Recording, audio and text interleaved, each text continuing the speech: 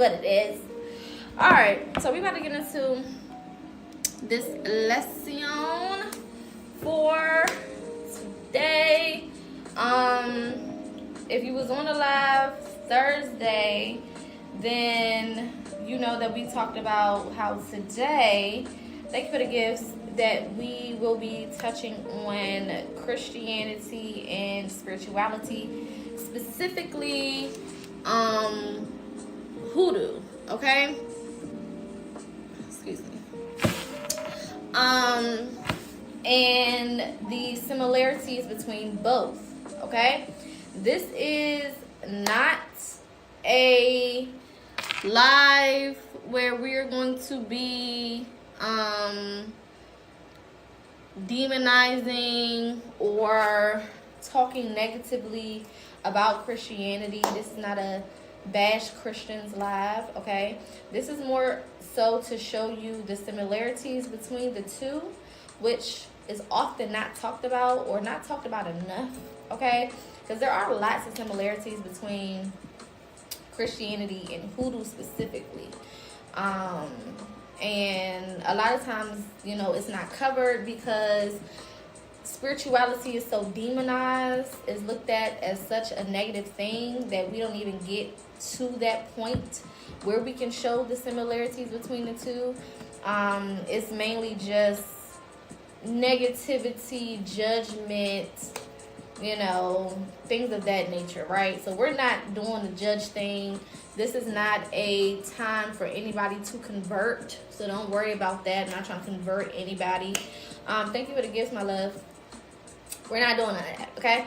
This is just to show you the similarities, give you a little bit of background knowledge, a little history on the two, okay, and how they come together to be what they are today, okay? Let me get our housekeeping out the way. This is a gift appreciated live or space, which means gifts are appreciated and do help with the space. So if you do want to give, feel free to do so. You can click the gift button over here and reload and send gifts as you see fit. There's no gift too small, no gift too big. All gifts are appreciated. Also, likes do help as well. So definitely like if you can. Shares also do help, so feel free to share. And of course, comment. This is an interactive space. It's not just me talking to y'all. I do a lot of asking you guys questions when I teach. I'm that type of teacher that's going to be like, you know, I'm going to call on you. You know what I'm saying? That's just me. So feel free to put your thoughts, your comments, your opinions, your concerns, whatever, in the comment section. I do have my screen set up over here where the comments are big so I can see them and answer them in the order that they come. I also can see your answers to whatever questions I have as well. So if you do see me looking over here, I'm not ignoring y'all. I'm just looking at the screen because it's bigger and it's easier to, you know, than looking at the screen. So I'm live on Big O, and I'm also live on TikTok. So if you see my eyes kind of bouncing from place to place, that is why. I know that my Big O people be feeling like I'm ignoring y'all a little bit, and I'm not. I promise I'm not. It's just that I be having more comments on TikTok. So when y'all get to commenting more, my eyes will be over here more. Until then, I gotta look at the comments that I'm getting over here. When I do get comments over here, I do see them and I will react to them or read them or interact, okay? All right, so let's get started. Today we are tapping in on the similarities between hoodoo and Christianity. If you did not watch our part 1 and part 2 of hoodoo, then make sure that you go to my YouTube and watch that. We went over different practices, different rituals, different beginner tips and tools for hoodoo. Today we'll cover some of those things, but it'll more so be in a more comparison type of aspect. We'll be comparing them with Christianity more than me actually teaching the rituals. So if you want detailed information on rituals, practices, how to tap into hoodoo, then that would be on YouTube. Now remember, hoodoo is a closed Black American spiritual practice. Okay? It is not a free-for-all. It is not a anybody can do it. It is not a, whoever wants to, if you know a little bit about it, you can just jump in and do it. No. It's closed. Okay? Which means that you need to have blood in to be a part. Okay? Now, I know some people are mixed. If you have one Black American parent, then you can practice hoodoo. If you don't have any Black American parents, that includes African, that includes Caribbean, that includes indigenous, Alaskan, or Asian, I don't care. If you're not Black American, you cannot practice hoodoo. It just is what it is. Now, you can fuck around and find out if you want. That's not my problem. That's more of your problem. Alright? But I just got to put that out there before we get started. Okay, so, again, today's focus is for us to get into the similarities of the two. Not necessarily demonizing either or, but just showing how they are common. Now, we know that spirituality was here before Christianity was. That's not an opinion. That's not a slight. That's not none of that. That's just simply a fact. Before there was any organized religion, there was spiritual practices. There were spiritual people that were doing spiritual things and coming up with spiritual concepts and, deepening their relationship to themselves as well as the world around them, as well as the ethers. Okay? Been doing that. That ain't nothing new. It is what it is, right? Christianity within itself, however, is a very new concept of belief. It is not that old. There are actually other organized religions that predate Christianity itself, right? So it's not like an ancient thing that's been around for millenniums and, everybody's just been doing this. No. It's a created religion based on, honestly at the time, based on control.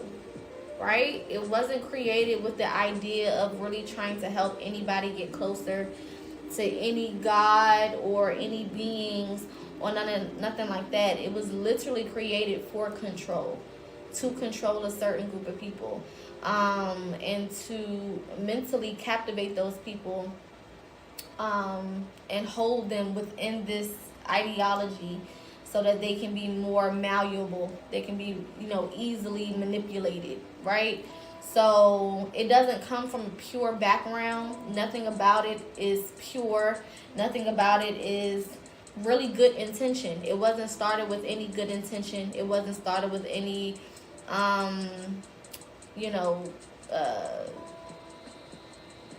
higher purpose. It was created literally to mentally capture souls. So yeah, that's that.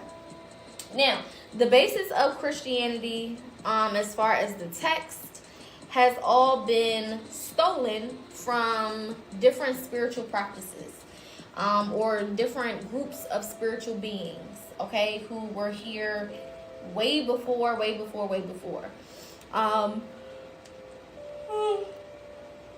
There's always one yawn that I gotta get out before I get started. It's so crazy. It's every time. Anyway, spirituality was, again, here first. So there's a lot of Christian concepts. Most of the Christian concepts were taken from spiritual beliefs, spiritual stories, spiritual events, spiritual happenings, okay, things of that nature, and either rewritten to look a different type of way, or retold to look a different type of way, or completely taken out so that you wouldn't even know about it at all, so that you wouldn't even hear about it at all. Okay, so there's a lot of text that is missing from Christianity, specifically the Bibles, simply because of the fact that if you knew some of those things that were originally in there, you would ask more questions. You wouldn't be as open to just blindly believing what was put in this book. It would formulate your mind to think on a different level and to come up with, like I said, other questions. And questions are the gateway to knowledge, right? Without questions, then we don't learn. Without, being intrigued or wanting deeper knowledge or wanting more answers, we wouldn't learn anything. We would just be stagnant. We wouldn't go anywhere. We wouldn't learn nothing. We would just be where we are, right? So there's a reason why Christianity has been created to make you feel a certain type of way if you are someone who has questions. There's a reason why it has been made to make you feel a certain type of way if you are curious about things that are not spoken on, that are not talked about, that are not detailed, that are not emphasized or broken down to a level that would be more, easy for you to understand, right? I remember personally, if you don't know, I grew up in the church. My mother's a pastor. My grandmother's a pastor to this day. My grandmother's church was made or created a year before I was born. So literally, since I came out of my mama, we was in my grandmama church, and it was what it was, right?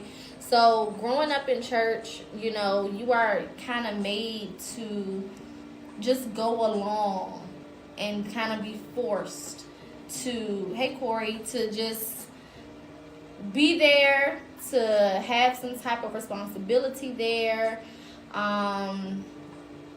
to be attentive, to believe whatever they tell you to believe, to do whatever they tell you to do. You don't really have the freedom of choice growing up that close to those who represent the church or represent the leadership in the church, right? And because of that, me being a very logical person, I've always been a logical person since I was born like shit. And I always ask questions because I was always very curious.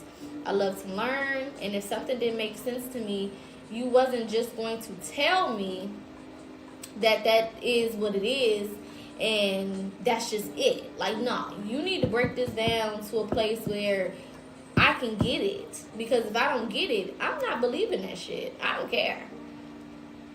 I don't, you know what I'm saying? I ain't never gave it down. If I can't understand how 1 + 1 = 2, I'm not believing that the answer is 2. Until you can break it down and show me in front of my face how this is what it is, I'm not buying it, right? And that wasn't really the best energy for Christianity because a lot of it, is like you just gotta believe it regardless if it makes sense to you. You know what I'm saying? You just gotta go for it regardless. You don't really have a choice. You know what I'm saying? It is what it is. Or either, one day you'll get it. Maybe not today, but you just gotta hold on because one day it's gonna make sense. Not buying that, right? So I got in trouble a lot for asking certain questions or for, rebuttaling to some of the answers that I got, because a lot of the answers that they gave me for certain questions I had really wasn't answers. It was more so of a, like just trying to shut me up or something. Or they just gave what they could or what they knew, but that just may not have been good enough. You know what I'm saying? That still didn't help me get from point A to point B. So it's like, that didn't really help, But I remember one time specifically, I was sitting in not Sunday school, but Bible class on a Wednesday. And my grandmother was talking about something about a particular story regarding Satan and God. And I think I asked something along the lines of like, why couldn't God just forgive Satan? You know what I'm saying? Like, why would he choose to demonize and to basically obliterate mankind and to punish innocent people when he could have just practiced forgiveness? You know what I'm saying? And forgave that man, and we would still be, living. Thank you for the beans. We would still be living a nice existence. You know what I'm saying? Like, all of this felt very unnecessary. Like, why? What is the purpose of all of this? What is the purpose of your descendants, your created beings, being basically, committed to sin? Because they say you're born into sin, which means you have no choice, right? That's why I hate when Christians try to make it seem like, oh, you can choose to sin or choose not to sin. Thank you for the beans, Corey. You can choose to sin and you can choose not to sin. How? The book says I'm born into sin, shaped in iniquity. That's what the book literally tells me. You come into this world a sinner. You don't have a choice, right? There's nothing you can do about it. You're going to sin, right? So to demonize people who then sin, it felt stupid. I want to say another word, but people be acting sensitive. But it just felt dumb. It's just like, this does not make sense, right? And then, my grandmother's answer was, if you knew everything God knew, then God wouldn't be God, and certain things we're just not supposed to know. We're just supposed to trust in God, knowing that, his ways are not our ways and his thoughts are not our thoughts, and blah, blah, blah, blah, blah. I'm like, but you want me to give my life, right, to this being, to this belief system, and you telling me I can't get the answers that will make me feel secure in doing that? That don't make sense. If the whole point is to win me over, I need certain shit to align. You know what I'm saying? That may not be everybody's jam, but information and knowledge and facts, that's my jam. If this God wants me to bow down to them and pray to them and worship them forever and dedicate my whole life to them, why wouldn't he want me to have the answers that make me feel secure and pushing forward and living this type of lifestyle? Never got that. You know what I'm saying? I'm just like, oh, well, you just got to trust. You just got to have faith. You know what I'm saying? And I'm like, this is too big for me to just have faith and just to trust.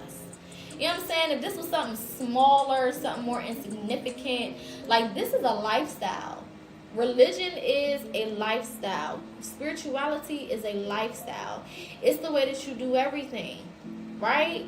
I don't know any Christian that does not bring up God or Jesus or Satan multiple times a day for things that don't really got nothing to do with none of that.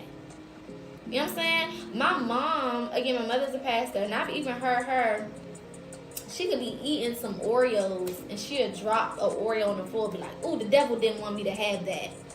Like, the devil didn't want you to have an Oreo. You know what I'm saying? Or you can get a parking space, and that's right by the door and be like, oh, thank you, Jesus. Because it's a lifestyle. Everything that they do incorporates their belief system. So I'm not going to, and this is just me personally, which is why I left the church. I'm not going to live my life, you know what I'm saying, with full trust and dependency and belief and faith in something and have a lifestyle, dedicated to something that I don't even have the answers to for simple shit. I don't feel like what I'm asking is complicated. Why did God let the snake into the garden? This is the same God that knows all. So he didn't know that snake was slithering around his garden? Who created the snake? Certain things just didn't make sense to me. Okay, you can't tell me it was an accident and we're going to blame Eve for eating the apple and say it's Eve's fault and it's the serpent's fault. As if we don't also say God sees all, creates all, nothing happens outside of the will of God. The Bible literally says that. Thank you, Corey. Nothing happens outside of the will, which means that it was his will for the serpent to go in the Garden of Eden. It was his will for Eve to eat that damn apple and share it with her husband. Thank you, my love. It was the will. So why the fuck is we mad at Eve, and why we mad at the snake? And they was just doing what they was told to do. They was doing what they were created to do. That didn't make sense to me. You know what I'm saying? Certain shit just didn't add up. That don't really make sense. You know what I'm saying? Why didn't God want them to eat from the tree of knowledge? That sounds very, very strange. The tree of knowledge and logic and education and information, you don't want me to partake in that? Thank you for the beans. You don't want me to partake in the tree of knowledge so that I can be intelligent, I can be smart, I can make things make sense? Thank you, my love. I don't like that. Because then it's the same Bible that tell me don't ask no questions and just go with it. That's not hitting for me.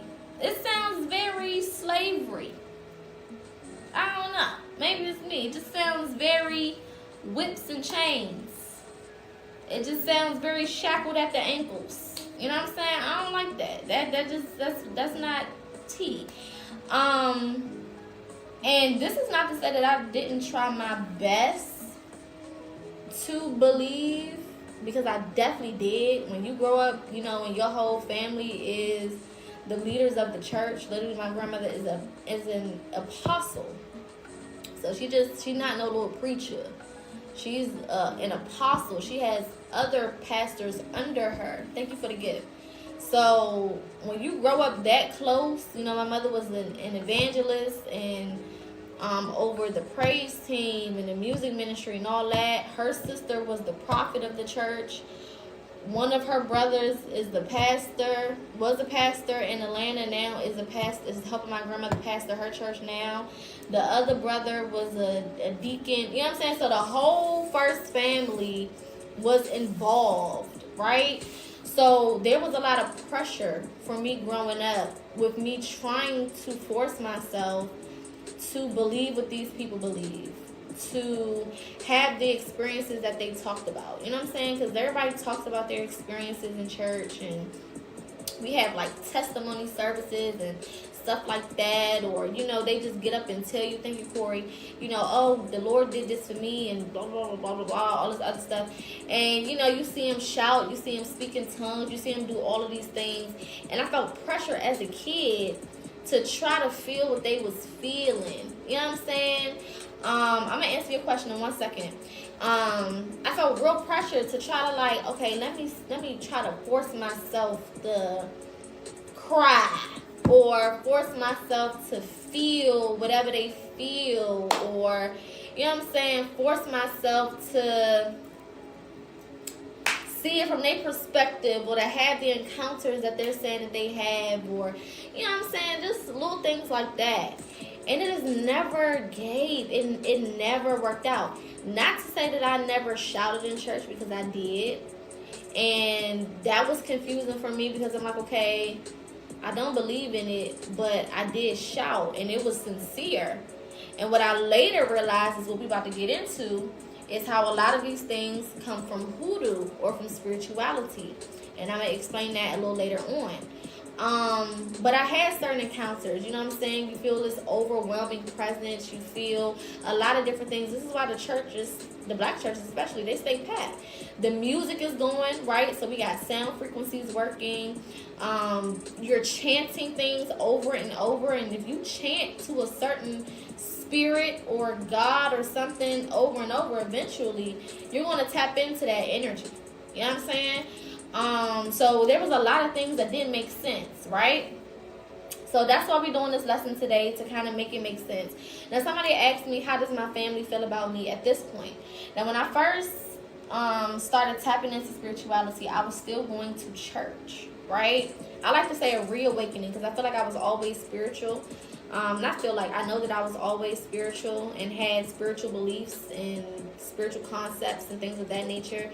But I didn't give myself permission enough to tap into it as much as I needed to early on, because of the fact that I was in church all week, Monday through Sunday. I was doing something in that church building. Monday meetings, Tuesday, Monday rehearsals. Tuesdays was the leadership meetings that my mother had to go to, so I had to go to. Wednesdays was Bible study. Thursdays I had another rehearsal maybe, or if it was what do you call it? Revival time. Then I was in church Thursday, Friday, sometimes Wednesday, Thursday, Friday. And then I sung in my mom's gospel group, so I had to go sing on Saturdays and Sundays sometimes. So I didn't really have the time to really tap in as much as I wanted to, and ask as many questions or get deeper into spirituality as much as I wanted to, until I got older and I moved out and I didn't have as many responsibilities. I didn't have to go with my mother everywhere she, needed to go, or I could just simply say no, or have other things going on, or whatever the case is. So when I first started tapping in, I was kind of doing both. I was researching and looking up stuff in my own time, but then I would still go to church and I would do whatever I needed to do, sing in a praise team, sing for my mother's gospel group. I was writing all of the plays for the church, the Christmas plays, the New Year's plays, the Easter plays, whatever the fuck else they wanted me to do. Sometimes I was over the kids ministry, the dance ministry, you know what I'm saying? I was juggling both at one point. And then eventually I started to, the more I researched spirituality, the more I leaned towards that. So of course, unintentionally I started to drift away, and then I moved out. So I started to drift away more from Christianity. I would still show up, just not as much as they would want me to, or that I used to. And then I finally left the church. Like I just left. I left because my mother had started her own church, and I was like, okay, yeah, this is a perfect time for me to just leave, because I stayed as long as I did because of my mom. And a family church, there's already a lot of drama and a lot of generational curses in black families alone. But when you add a church to it, oh my God, you talking about exhausting. You talking about 555. You talking about just what the F, because not only do you have the generational curses, but a lot of those curses are protected by these far-fetched ass Christian mentalities where they can't do no wrong, and there's seniority, and the Lord told me that I can do blah blah blah blah, and it's this audacity that comes with it on top of the damn curses, and nobody wants to take responsibility, and everybody think they're protected by the Lord. Oh my God, it's an extra layer that's just complicated and annoying as fuck. Okay, it's super annoying, especially when you're dealing with my grandmother now at this point is in her 70s, but at the time she was like in her early 60s, late 50s, early 60s. Oh my Lord, that generation is already, the baby boomers, they're already just kind of a lost cause. Not all of them, but most of them already a lost cause when it comes to being wrong, when it comes to learning new things, when it comes to stepping out of their comfort zones, when it comes to healing, when it comes to hello my love, when it comes to just getting a different perspective, and they're already in a whole just you can't say too much to them anyway, right? So adding religion on top of that, and it's not just like, oh, we go to church, it's we run the church. So now there's this godlike complex added on top of them already feeling like, thank you, Corey, everything they do is correct. Baby, you talking about stressful. You talking about family drama. You talking about chaotic. Okay, I just literally went to my grandmother's church maybe 2 or 3 weekends ago for her pastoral anniversary. And they did like a homecoming theme. So they wanted everybody from, all the pastors that's under my grandmother, all of the old members, the new members, the family. They wanted everybody to be there. Baby, leading up to the damn thing, it was already family drama. Okay, just whole bunch of chiefs, no fucking Indians, just chaos. Then you get there, and then it just reminds you of why the fuck you don't be there no more. Just drama, and it's family drama. It don't even got nothing to do with the people that's there. It's the niggas that's running the show.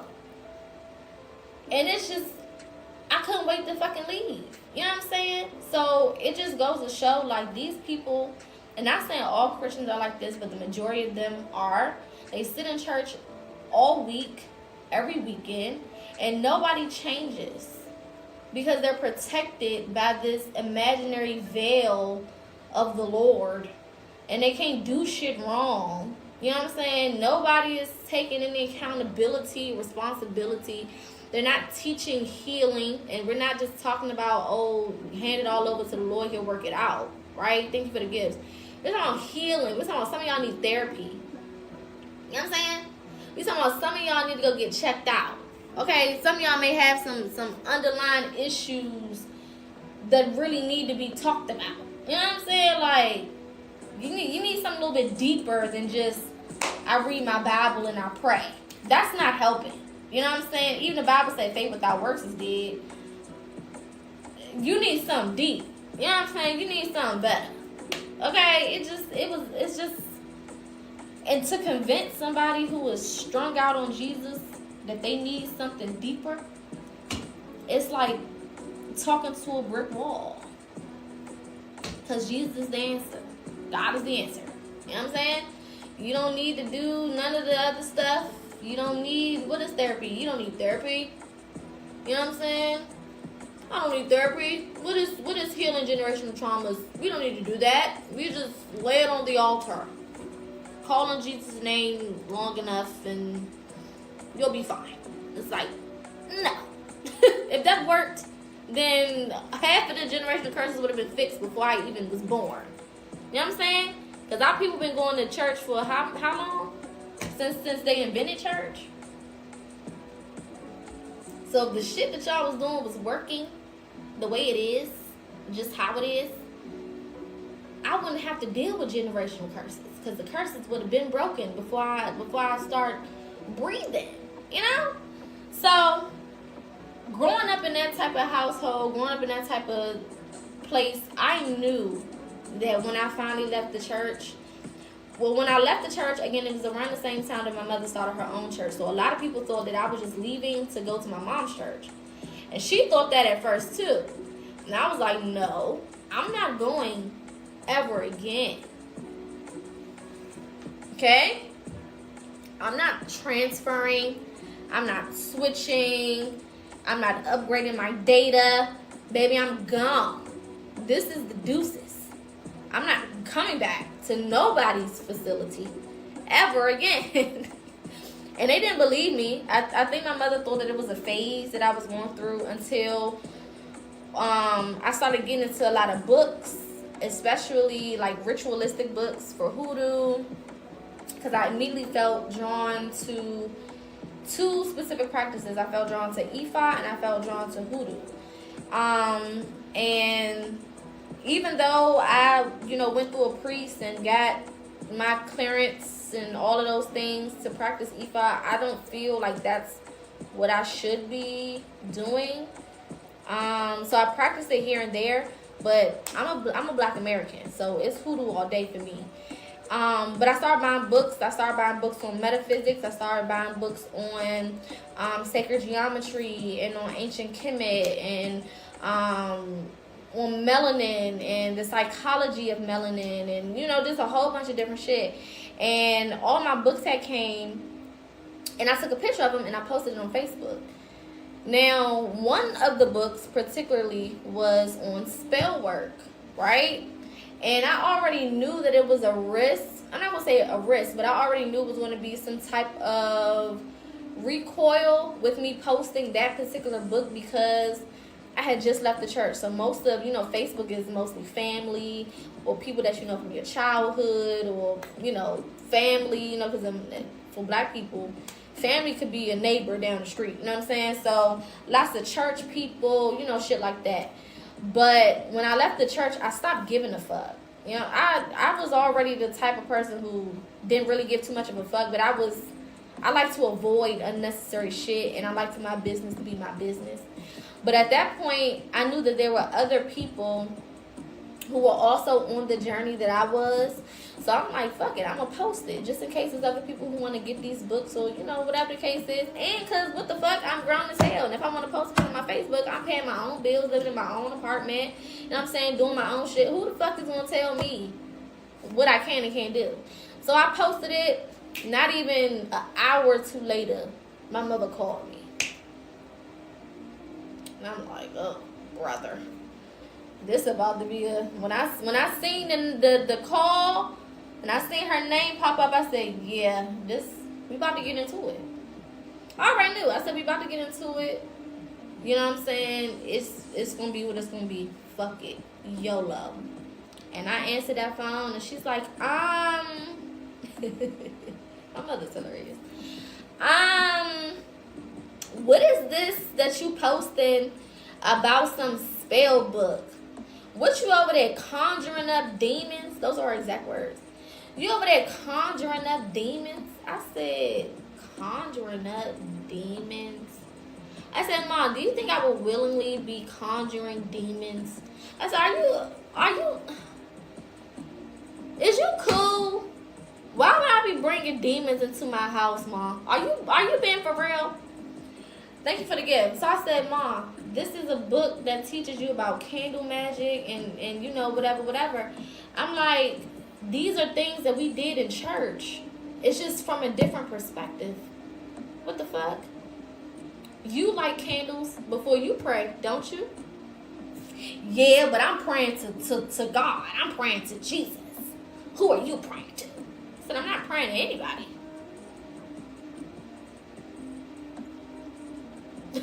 The fuck? I don't need to do that. Cause I've been reading and I've been finding out, and it's been resonating with me that I am the God that orchestrates my own life. If I want to move, I move. If I don't, I don't. Who the fuck is... Ain't nobody else in control of me and my life but me. So I don't need to pray to nobody. I said if I light a candle, it's either in reverence of an ancestor, because that's when I had started getting into ancestor veneration. Some reverence of an ancestor. A spirit that I'm already familiar with. You're praying to a spirit you never met. We are not the same. I had to start breaking shit down to her. We are not the same. I'm talking to a nigga I know. His name is Grandpa. You know what I'm saying? Your daddy. Matter of fact, I'm talking to your daddy. You know him. I know him. We all know him. So if he pop up right now, I'm even like, yep, that's my granddaddy. You ain't never met Jesus. You don't know him. You know what I mean? If he popped up right now, you wouldn't fucking know who he was. You got all the faith in the world to communicate with a spirit that you've never met, that you've only been told about, that you've only read about. And you're trying to make me feel some type of way for connecting with your daddy? The nigga I know, the nigga I got tatted on my arm. Girl, you know what I'm saying? Somebody brought up communion. Communion is a ritual. And if anything, that's a demonic ritual. Or what they would deem demonic. You are drinking metaphorical blood. I don't think you could judge me. and eating a metaphorical body. I don't think that you can say anything that I'm doing over here with a damn candle is worse than that. You know what I'm saying? If I told you that I was over here metaphorically eating a body or drinking the blood of a God, another God that I believe in, you would be like, is you cool? You would probably throw the holy oil all on me and roll me around in it and get the whole church to start praying for me. And you know what I'm saying? You would think that I was losing my damn mind. But the fact that y'all have normalized this shit, you know what I'm saying? You're coming from that perspective where you think that it's normal. It's nothing ritualistic about us metaphorically eating the blood, drinking blood, and eating a metaphorical body. No, that's not ritualistic at all. And Shauna, Nika, I see you too in my comments. This is not a Christian space. And one thing that Christians have to understand is everybody is not going to believe in what you believe in. And we don't have to. That's the beauty of free will. Y'all preach free will all the time. And you don't respect people for utilizing it. Everybody doesn't believe the story. They don't. And it's not for you to judge or make anybody feel like they don't know what they're talking about or that they're lost just because we don't believe the story that you were told. It just is what it is. And again, this is why I'm doing this particular live, because there's a lot of spiritual people or a lot of people who feel connected to spirituality, and they are afraid to allow themselves to be free in what they feel because they're surrounded by people who don't have no proof of nothing. Who don't have proof of anything. Judging them and demonizing them and making them feel like they have to be either in secret and do their practices there, or making them feel ostracized. Because in my family, it's Jesus or no family. You either believe what we believe over here, thank you for the beans, or you're not a part of the family. When I first finally said, this is what I'm doing, I'm a spiritual being, I no longer subscribe to religion, my family started calling me witches. They started having conference calls about me, talking about me, all types of things. And a lot of people would say, oh, well, you ran to spirituality because you had church hurt. Church ain't never hurt me. I hate that narrative. That's not to say some people don't have church hurt, because church hurt is very real. Christians are some of the meanest people I have ever encountered. I've encountered crackheads nicer than y'all. I've encountered schizophrenics, people who are bipolar, people who are strung out on drugs, that have nicer attitudes than sitting up in a judgmental ass church. I feel more free in a crack house than I do sitting in the pew of a church. Period. That's just that on that. I bump shoulders with them any day before I sit in the church because of the judgmental energy. And I always say this: if a Christian's job is to attract people to Christianity, how are you doing that through judgment? How is that being done through judgment? That makes no fucking sense. If your goal is to help me see what you see, and help me feel what you feel, and help me understand what you understand, how is that going to happen if you calling me lost? How does that happen if you telling me that I'm going to go to hell? How is that going to happen if you throwing a Bible at me telling me I need to hurry up and repent? That's not going to help me. If anything, that's going to turn me further away from y'all. That's why I've never understood that, a lot of Christians promote Jesus. Jesus was love, and Jesus didn't believe in religion. If we really going to talk about the Bible. Because a huge part of me leaving church was me actually reading the Bible for myself. Not allowing my grandmother to preach it to me. It's a difference when you get preached the Bible versus when you read it for yourself. That's what put the final nail in the coffin for me, is when I picked that thing up and I started reading it for me. Jesus was never religious. Never was he religious. Never. He didn't promote churches. He didn't promote priests and pastors. He didn't promote none of that. He came and literally said in the Bible, if you want to access the kingdom of heaven, you go within yourself. That's an actual scripture in the Bible, and I'm paraphrasing it. That's an actual scripture. To access the kingdom of heaven, you go within yourself. He said, you are the church. You don't need to go to a church. You are the church.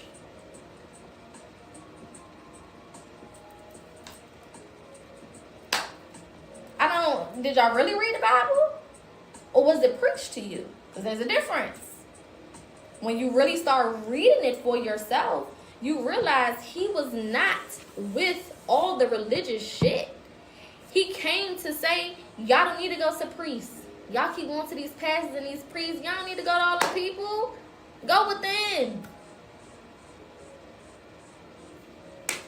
So then for people to come and make a whole religion of him is diabolical. And then to be beating people over the head with the very religion that you created for a person who wasn't religious is diabolical. Crazy.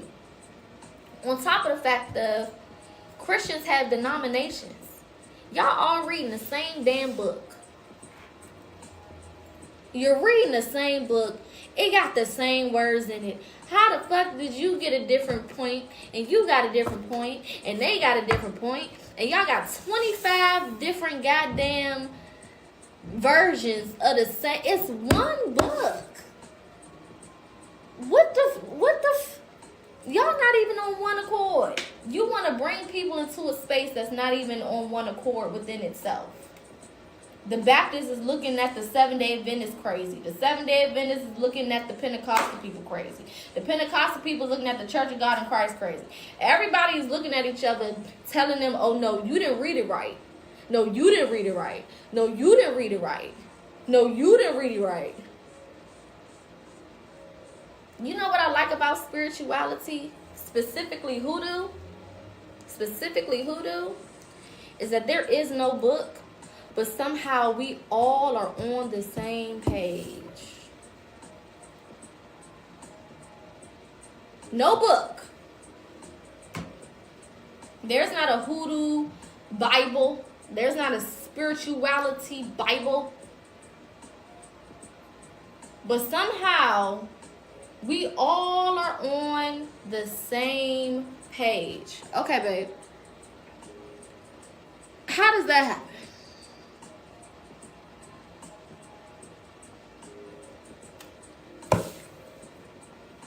How the fuck does that happen? You know what I'm saying? How does that happen? Because spirituality is about what is in you. And in order to tap into it, you go within yourself. And because we are all connected on a soul level, and information is passed down from generation to generation through DNA and through the soul, we can tap right into it. I don't need a book. I don't need none of that. If I tap into myself, I'll get the same information you'll get. And if you tap into yourself, you can get the same information they gonna get. And when they tap into themselves, they gonna get the same information that they gonna get. And somehow we all come up with the same answers from the same source. If Christianity, not even just Christianity, if religion, period, was the true source, it wouldn't require a book for you to tap into it. Because that source would have known that books can be rewritten, changed, manipulated, doctored, altered. Text would be missing. New things would be added. That source would have known that. So why we need a book? I'm just going to put it inside you. And when you tap into yourself, you'll tap into the true word. You'll tap into the true concepts. You'll tap into what's really real, what you really need to know. And that's how spirituality has always been presented. So I know it's going to be a lot of Christians that scroll past this video and they're going to get upset. Why? I have no idea. Because for some reason they think that they're the only religion in the world. They think they're the only, concept in the world. Everybody just has to believe this one thing. And if they don't, then, we're just going to, instead of trying to help them or educate them or spread love like Jesus did, we're going to demonize them. We're going to call them lost. We're going to call them Jezebels. And we're going to say that they're going to hell. And, we're going to be negative. Because apparently, turn of the cheek was nowhere in the Bible. And another thing that I'm going to say before we get into this lesson is, it is not my responsibility to live out your word. It's not my responsibility as a non-Christian to live a life that goes in alignment with your belief. So, of course, you're going to look at my life and say, she's not living properly. Well, I don't have to, because I'm not a Christian. But all the Christians that got kids out of wedlock, all the Christians that's eating pork bacon and beef, and wearing the wrong linens on their body. It's in your word to follow that. Not mine. All the Christians that's being judgmental, it's in your word to not do that. Not mine. Right? So, he who was without sin, you should know the rest. And it doesn't make sense for all the stones that are being thrown by people who subscribe to a book that tells you don't judge unless you be judged. Okay? So if you do come into this live, keep it cute, or you will be muted and blocked. I don't mind people being here with the difference of opinion. I don't mind people being here with the difference of belief. This is America. You can be whatever the fuck you want to be. But keep it cute. Because this is not a religious space. It's not a religious space. It's a spiritual space. And I would never go to a church and take the mic and start telling y'all, all y'all niggas going to hell because y'all not talking to y'all ancestors. That's crazy. I would never do that. I would never come to y'all church and say y'all need to get some crystal necklaces around this motherfucker and y'all need to put up an altar and y'all need to get granny up on the altar. I would never do that because I will respect your belief and I will respect the space. So if you can't give this space any respect, then you will leave.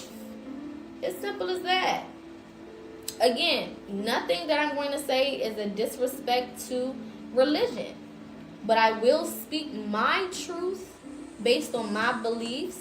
And sometimes that's going to sting because it doesn't go in alignment with your beliefs. That's not my problem. I'm here for spiritual people who have either left Christianity or who are leaving Christianity and they want more information or insight. That's who I'm here for. Those are the souls that I'm concerned with saving today. Okay?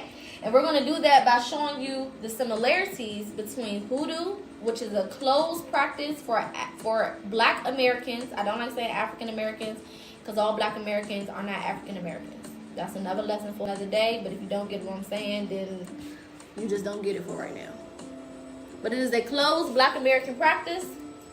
I'm also just going to be tapping into spirituality, period, and showing you some of the similarities, thank you, Corey, in the two. Okay? How I left Christianity and I feel more connected with spirituality, period. Period. So we're going to get into it, okay? So, let's start with this fact here.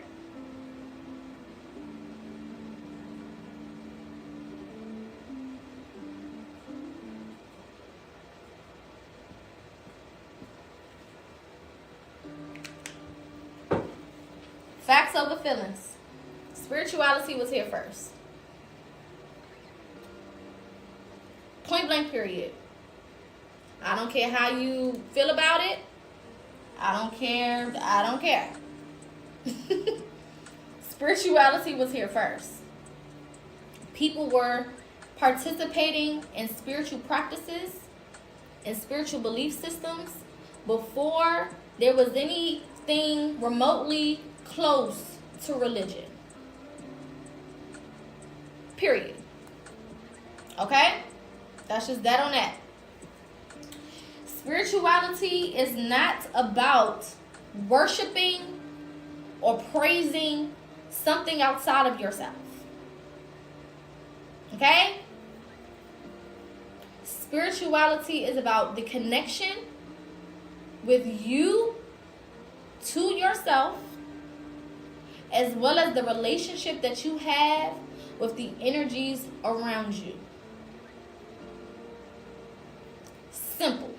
A lot of people feel the way they feel about spirituality because they think in their head, oh, you're worshiping gods, and there's no God higher than my God. And oh, you're over there doing this and doing that. No, baby.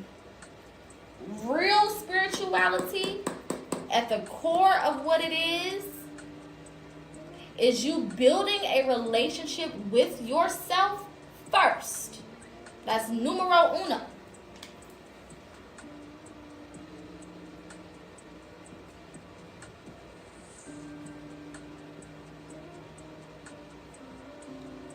Relationship with self is first, and then relationship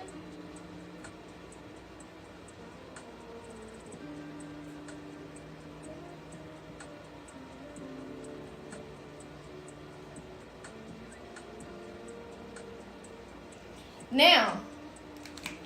This is an interactive live, so I'm going to be asking y'all questions. Feel free to answer them in the comments. Relationship with yourself first, and then relationship with the energies around you. Now, why did I use the word energies in particular rather than people or anything other than that? Thank you for the beans. Why do you think I use the word energies? Let's get some guess in the comments. Everything is energy. Good. Good. Good. Exactly. Everyone is energy, different types. Absolutely. Absolutely. Good. So for those who don't know, we say energies because everything that is living is an energy. Period. Everything that's living. Everything that is living, everything that is breathing is an energy. Okay? So put some examples of energies in the comments, and I'm going to write some on the board. Again, this is an interactive live, so I'm going to ask questions, and we're going to vibe with each other just so I can make sure that everybody's on the same page. Good. Music. Somebody said trees, and these are just examples. Plants. What else? Animals.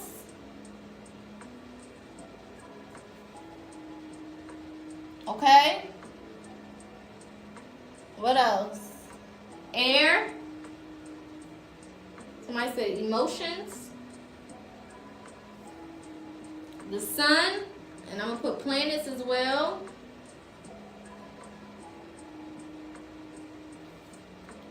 What else? Okay, we got the moon. People, of course. Water. Good. I was looking for that. Fire. What else? Herbs. Good. Okay. What else you got? Vegetables. So we just gonna put food. Good. The sun, animals, good, good. Crystals. We're going to get into that because there's a lot of misconceptions about that one. Thoughts, good.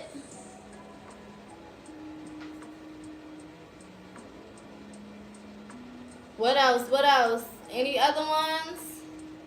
The ground, so we're going to put earth. Okay, good. So y'all got it. Good. Good, good, good, good, good. So these are just a couple examples of energies, right?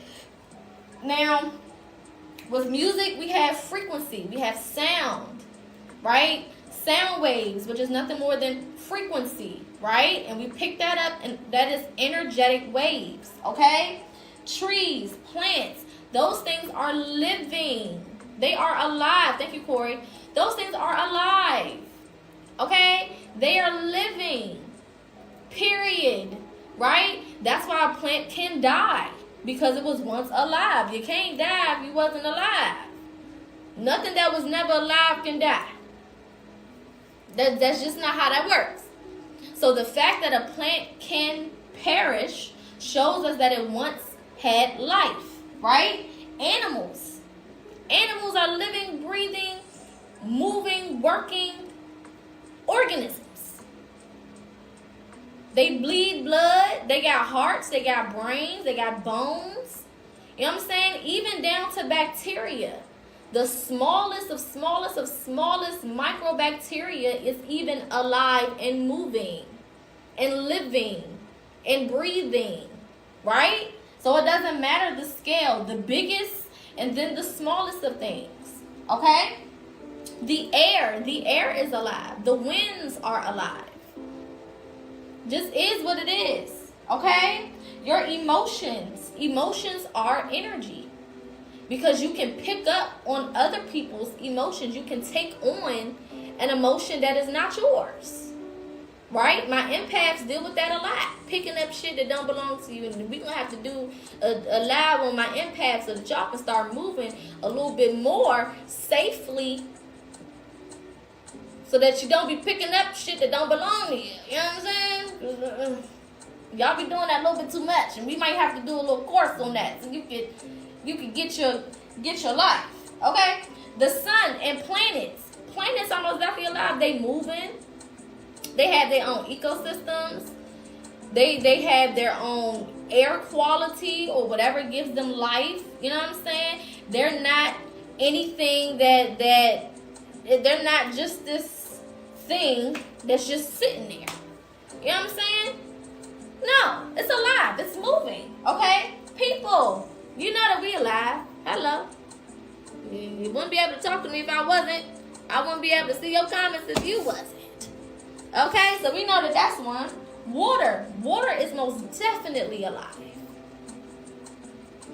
Water is most definitely alive. And it has a mind of its own. The best example or depiction that I can say of water is if you ever watch Moana and how that water was kept moving and throwing shit and picking up over here and picking up over there, and water literally does that if you're paying attention. That shit will do what the fuck it wants to do.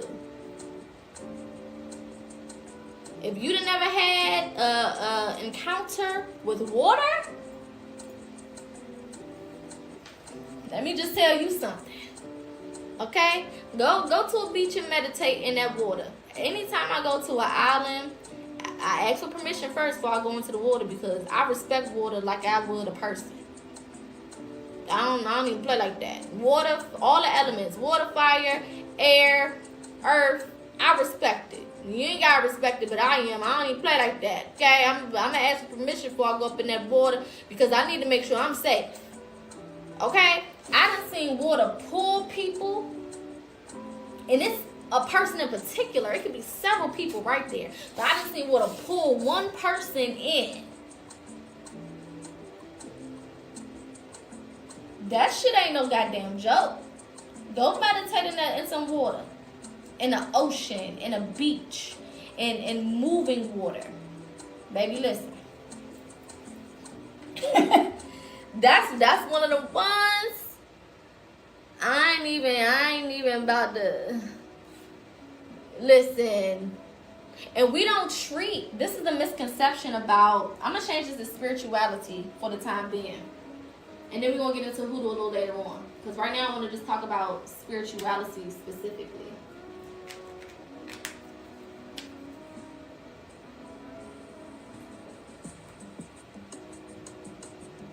Okay, I had to fit it in there. I respect all of these things, right? The difference between what a lot of Christians or religious people, I'm gonna change this to religion too, for the time being.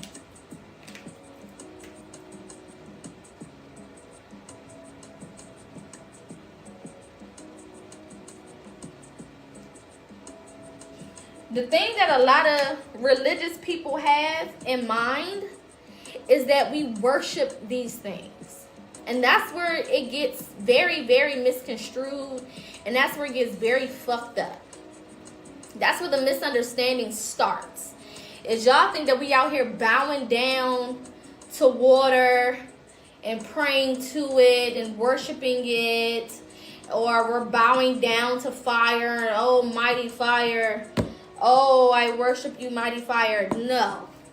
Okay? Or that we're praying to fucking crystals. I don't know how many times I heard that bullshit. Y'all over there praying to crystals. Who the fuck is praying to crystals? Girl, who is doing that? I want to smack them because they don't know what they doing. We not over here praying to no goddamn crystal. You know how crazy that is? That's psychotic. Spiritual people are not praying to rocks and crystals and water.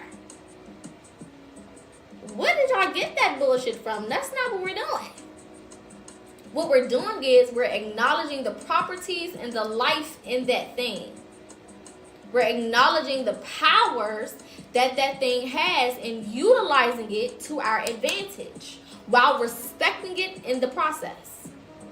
The same way, if my girlfriend do hair, I'm not going to worship her because she do hair. I'm going to utilize the fact that she does hair. And I'm going to respect her doing hair in the process. And when she's finished, I'm going to say, thank you so much for doing my hair. It's the same shit. If I got a friend who do nails, I'm not going to worship her because she do nails. I'm going to let her do my nails. And I'm going to respect her doing them while she's doing them. And I'm going to pay her for it. And I'm going to say, thank you so much for doing that. I appreciate your gift. Because I'm utilizing the properties in that person the same way I'm utilizing the properties in these things. Spirituality is your relationship with the energies around you. There are energies in all of these things, and we work with those energies. We don't pray to them. We don't worship them. We don't bow down to them. That's crazy.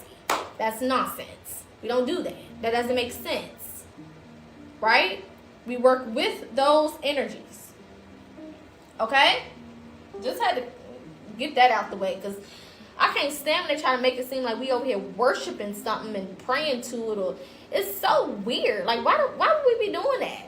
That's why they be beefing with us so bad. Because they like, you're not praying to my God. You praying to rose quartz. It's like, I'm not praying to either. What the hell are you talking about? Okay? Fire. Fire is another powerful being. A very, very powerful energy. You do not play with fire. Fire is not as... Tread lightly. Them elements, them 4 elements, earth, water, fire, air, you better tread lightly. You better move with respect. I've seen people try to do candle magic and their whole houses go up in flames. Because you're not moving with respect. I've seen people's houses flood because you're not moving with respect. Or they have an experience where they're about to drown in water, bodies of water, because you're not moving with respect. Thank you for the beans. You know what I'm saying? I've seen people's houses destroyed by winds. Or that wind to knock over a tree right onto your shit. And you think it's just a weird coincidence. It's just a happenstance. Okay. You can think that if you want. But when you understand the energies, right? When you understand that these things are living and they deserve respect, then you start to look at things from a different perspective. Right? Herbs, food is most definitely alive. It is most definitely alive. Thank you for the beans. This is how we get nutrients from those things. We wouldn't get nutrients from it if it wasn't alive. We don't get nutrients from anything that's dead. That's why for us melanated beings specifically, eating meat does not help us. Because we are putting unalive things into our living vessel. Doesn't make sense. Now, I'm not calling for anybody to go vegan because everybody can't handle veganism at this point. We done been surviving off of certain things for a long time.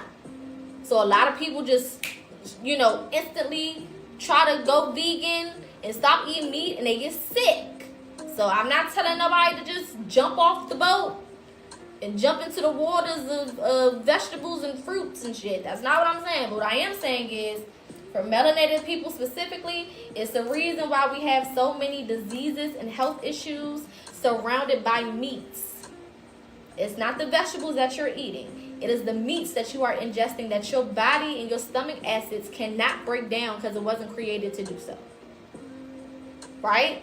This is why when we eat fruits, when you eat you a good salad, and specifically I'm talking to my melanated people. If you're non-melanated, you can stick around and party. You know what I'm saying? Take it in. But I'm talking to my melanated people because melanin, which is one that we didn't put on here, is the ultimate energy.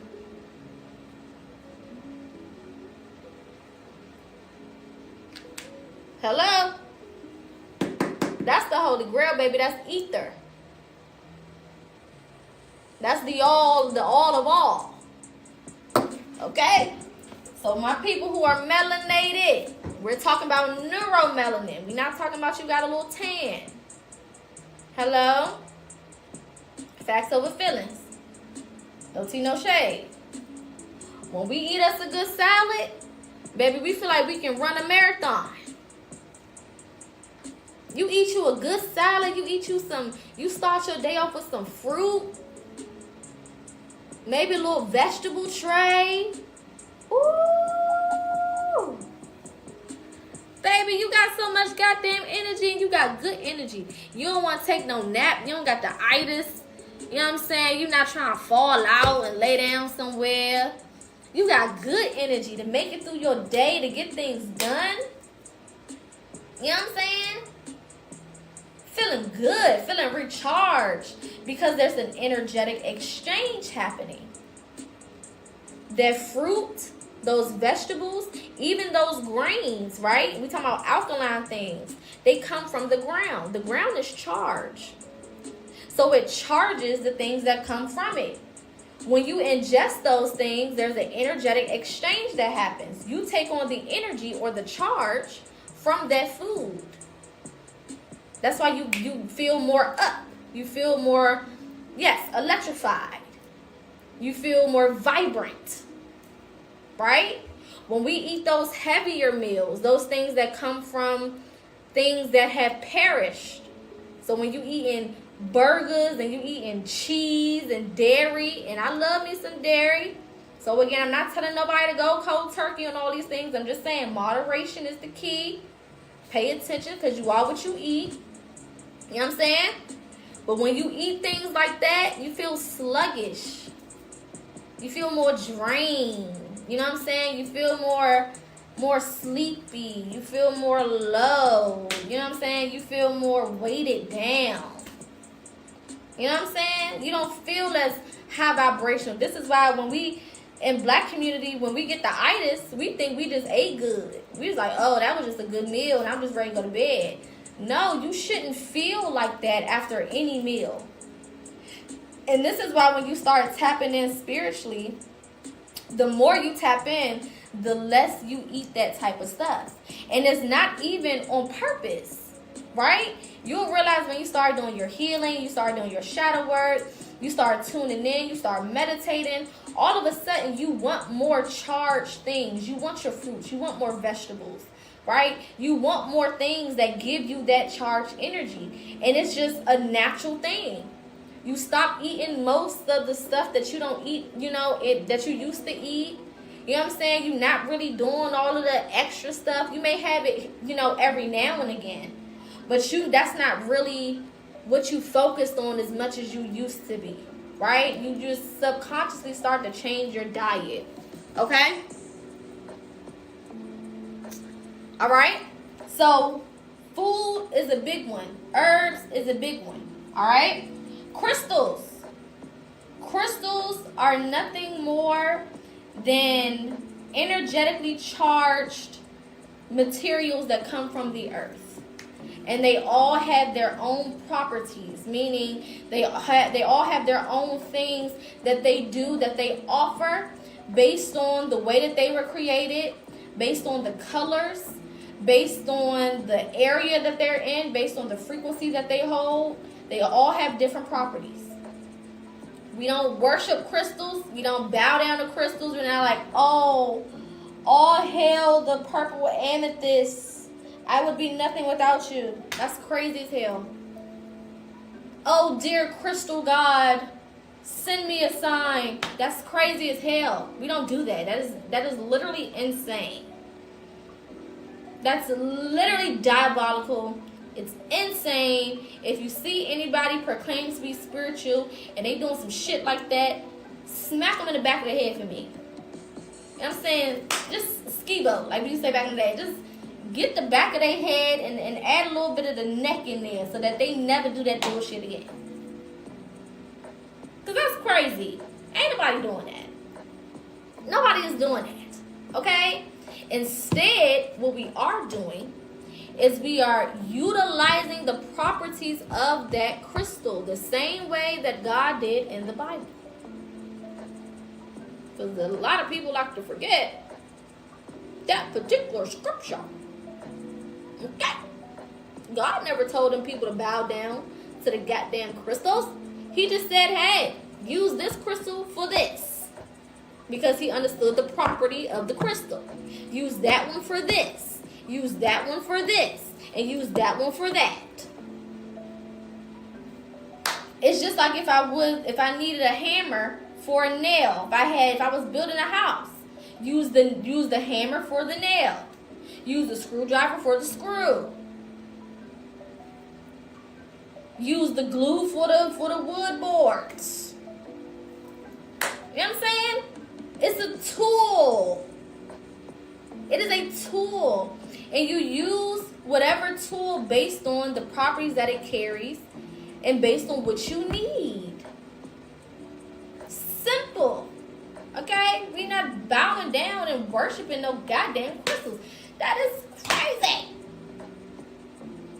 Copper, same thing. Gold, same thing. Diamonds, same thing. A lot of people got a problem with crystals. Be walking around with diamonds in their ear or around their neck. I don't get that. You got a bust down cross around your neck. And you beefing with me over rose quartz?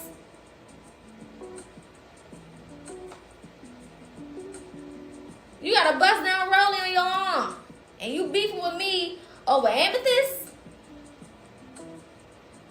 It's the same shit. A diamond is basically a crystal. What the fuck? What scripture does God talk about the properties? Thank you for the gift. Let me find it for you real quick. I don't know the exact scripture offhand. Hold on. I know it's Aaron's breastplate, right?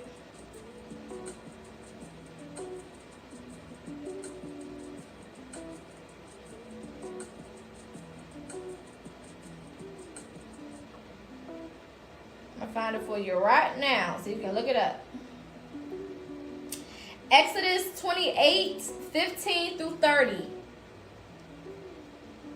Exodus 28, 15 through 30. It talks about the 12 crystals that God told Aaron to put in his breastplate. Thank you. Naja, can you pin that for me, please? Just so y'all know I'm not cat. Just so y'all know I'm not cat. Okay? People be thinking that I'm cat. I'm not cat. Alright? I don't got no hate for Christianity. That's why we doing the similarities between the two. Thank you, my love. Thank you, Taylor. That's why we doing the similarities. So that y'all can see that there's not a huge difference between the two. Okay? They literally put faith and trust in some crystals. God does more than crystals. You just missed everything that we just said. Woo! I mean, shoo, right over your damn head. That's woo. Shoo. You know what I'm saying? I'm not even gonna get into that because that was slow. That was slow behavior. You just, I mean, everything I just said, I just gave a whole breakdown. It just shoo, right over your damn head. Good Lord. Okay, so your thoughts. Your thoughts are frequencies. Your thoughts are frequencies. Your thoughts hold energy. This is why what you think can happen. That's why we always talk about the tongue, the words that you speak, and your thoughts are two of the most powerful frequencies that there are. And you have to govern those things with respect and with positivity. Thank you for the beans. Because if you don't, negative thoughts equal negative outcomes. Negative speech equals negative outcomes. Those things are loaded with energy. And if you put the wrong shit out, you're going to be fucked up. Baby, I'm not religious. So I'm going to have a tongue ring. Thank you very much. Appreciate you. Bless your heart. Okay? Why you a Christian and you judgmental? I mean, we can do this back and forth all day. All right? Earth. We know that the earth is the queen of energy. We know that she is the queen of energy. Mother Gaia, Earth, whatever you want to call her, we move with respect. Okay? We move with respect. We don't worship the earth, but we respect her. Period. Because everything that we need comes from her. Food, herbs, medicine, the clothes that you put on your back. You know what I'm saying? We don't disrespect that lady. We move with respect. Right? Water. We won't play that. We gonna respect her down. Okay, she is trillions. I don't even know that there's whatever number's higher than trillions. That's how old she is.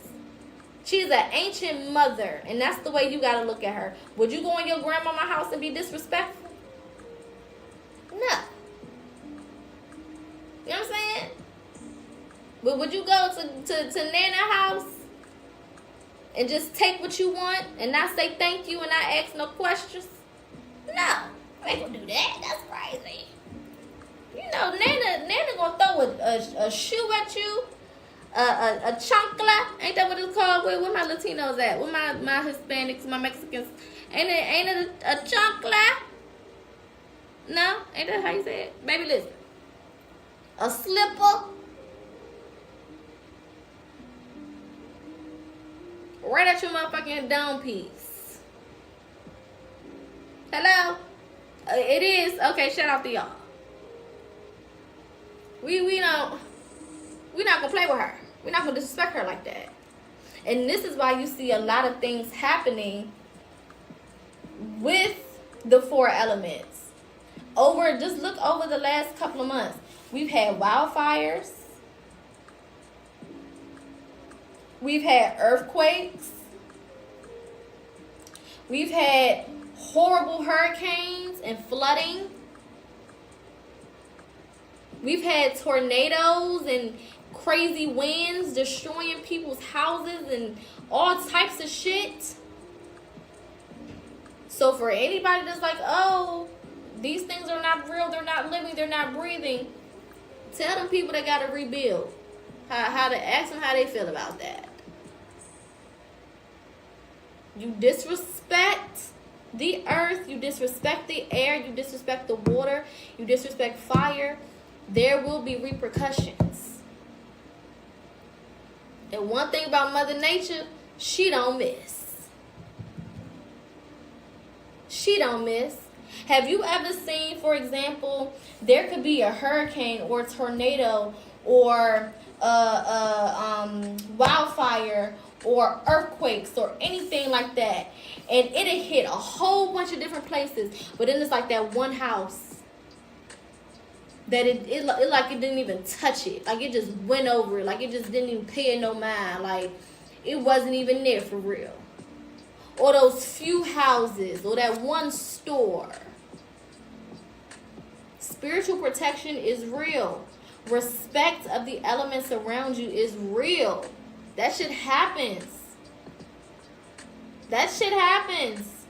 Everything else will be fucked up and messed up and boarded up or whatever, burnt down to the ground. And it'll be them few little places that were protected. So, this is why we don't play games when it comes to energies.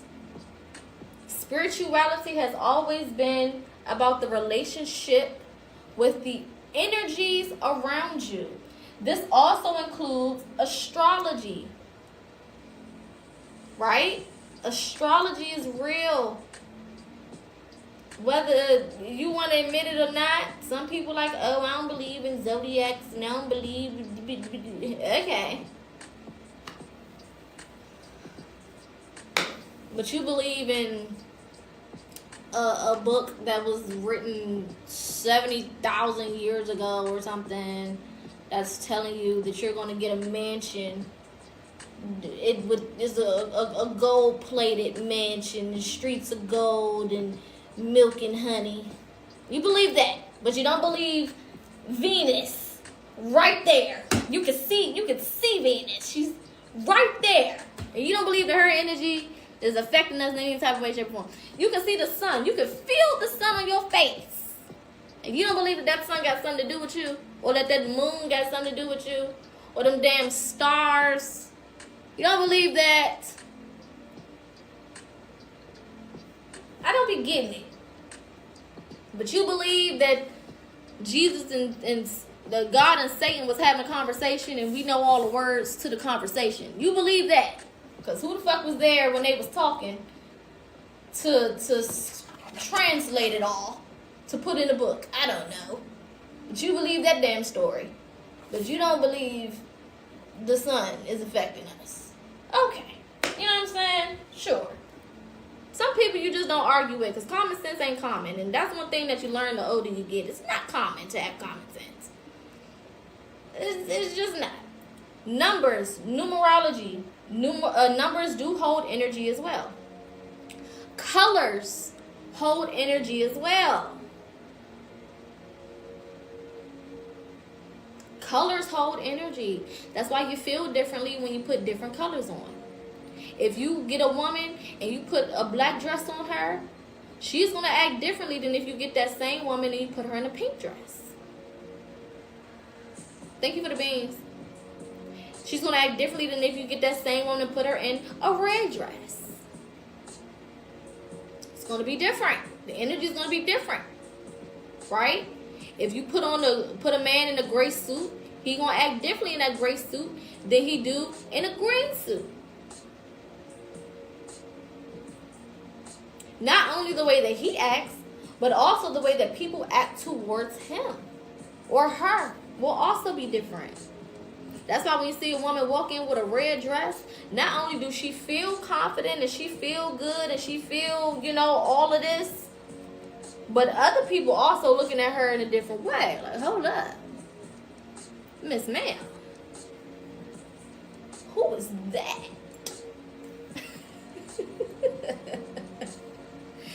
Who is that?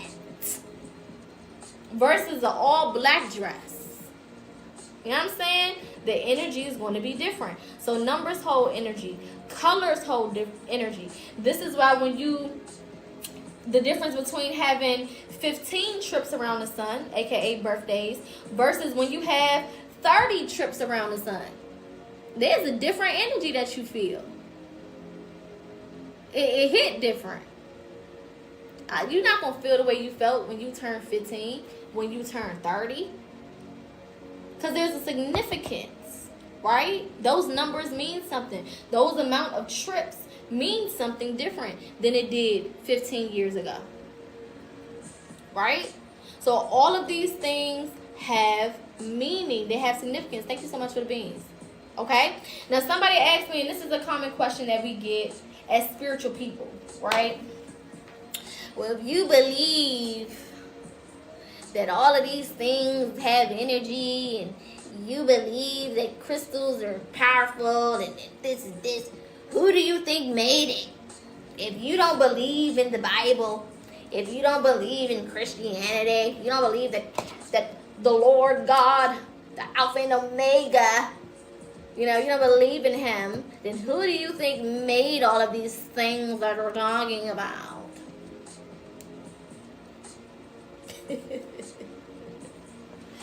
So let me break it down for you. Number one, God equals energy. Let's start there for the people in the back.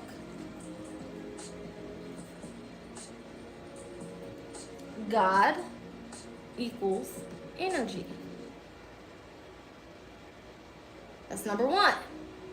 Okay, we're going to move slow. So there's an understanding around this motherfucker. God equals energy. The two go together. There is not one without the other. This is why even in the Bible, when it talks about God, it says that you can't even see you can't even see God because He's just so glorious, and just you'll be speechless. Your eyes will fuck up from the view because it's pure energy. Have you ever tried to stare into a light? Have you ever had, for example, when you first start sun gazing, right? To my people who sun gaze, and I love to sun gaze. Sun gazing is very beneficial. Okay? You ever stared into the damn sun in the beginning stages of you doing it, not after you've developed your eye, right? Because eventually your eyes will be able to adjust to the light, right? And we're talking about the physical eye, right?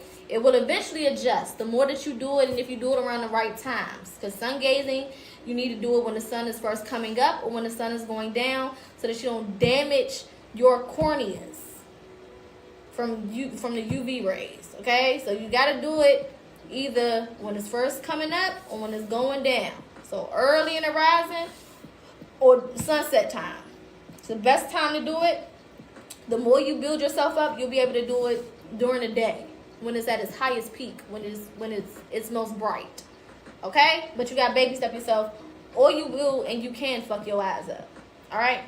Anywho, but if you ever try to stare into the sun or just stare into a bright ass light, that shit becomes painful. It's difficult. Eventually you want to close your eyes because your eyes cannot take what the light, the amount of light that's passing through your corneas. It can't digest it. It can't compute it. It's too much to behold. The same way that it's described in the Bible. Too much to behold because it's so fucking bright. It is pure energy, right? So no, you cannot look at pure energy just head on. It's not going to work. It's going to be painful. It's going to hurt. Same thing. Okay? Doesn't mean that it's a person sitting on top of the ethers telling you to do whatever and controlling everything. No. Okay? So we all started off as one energy. That's what God is. God is energy. God is the source of energy. We all started from this one source of energy. We were all together. There was nothing here. There was no planets. There was no people. There was no nothing. It was just energy. Just being energy. Okay? Eventually, just like your cells, when you are mutating and going from an embryo to a full-size baby, they start to mutate. They start to double, right? They start to multiply. That's what happened. So it went from 1 to 2. It went from 2 to 4. All of these different things had different expressions. Eventually you get to where we are now as a society or as a universe with multiple different expressions of the same energy. That's it. It's that simple. Period. We are all spliced into different expressions of this original energy that we all came from. So this is how you get trees. This is how you get people. This is how you get animals. This is how you get water. This is how you get planets. This is how you get vegetables. This is how you get fruits. This is how you get all of those different expressions depicting the same energy expressed in trillions of different ways over time. Trillions of different ways over time. So it didn't just start like this. We're talking about a very long time of this going on, of these energies multiplying themselves and depicting themselves in different expressions. Now, the reason people feel more comfortable with the Christian example is simply because that's the only option you were given. That's it. That's the only reason why you believe that, because that's the only option you had. That's the only explanation that you were given. You weren't given this explanation. If you were born given this explanation, you wouldn't be religious. Religion is not always a choice for everybody. And if you look at the history of religion, it wasn't created to be a choice. A lot of people were unalive because they didn't believe religion. So let's get into it. We really gonna get into it.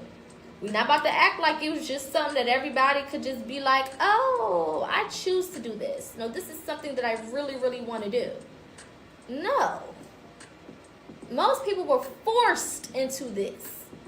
Brutally beaten and unalived in front of their family and their loved ones. Ostracized, exiled, so on and so forth, to believe certain religions. And we're not just talking about Christianity. We're talking about multiple different religions took that route to force it on people. It wasn't a choice. It wasn't an option given to my people, especially if you're melanated. It was never an option for us, especially for those who went through slavery or those who went through the transitions here in America or in other places. Transitions of power. Period. It wasn't anything that we had an option. Hey, if you want to be religious, you can. If not, it's okay. Don't worry about it. If that was the choice that we got, it wouldn't exist at this point. It would have already weaned itself out. Just like many other beliefs that you don't even know about, because nobody even really give those things the time of day. It'd be the same thing. So when you grow up in that environment, when the people who you respect, the people that you get your knowledge and your information from as a child, when they're teaching you these things, these are the same people that taught me how to count. They couldn't be leading me down the wrong path. These are the same people who taught me how to move and how to breathe and how to eat and how to talk and how to walk and how to do this and how to do that.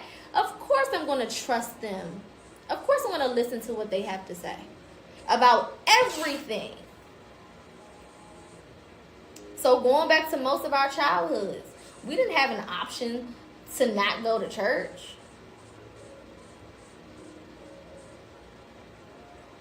Especially if you was raised by a grandmama or your mother was in the church, because it's usually through the woman, right? You got no goddamn option. Get your ass up. Put the goddamn clothes on.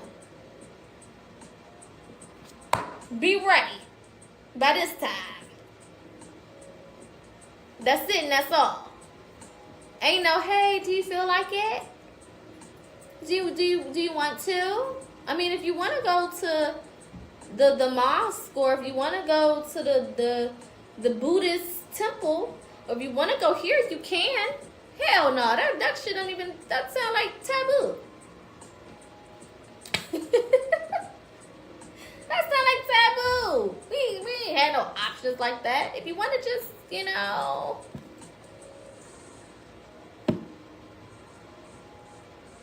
most of us did not.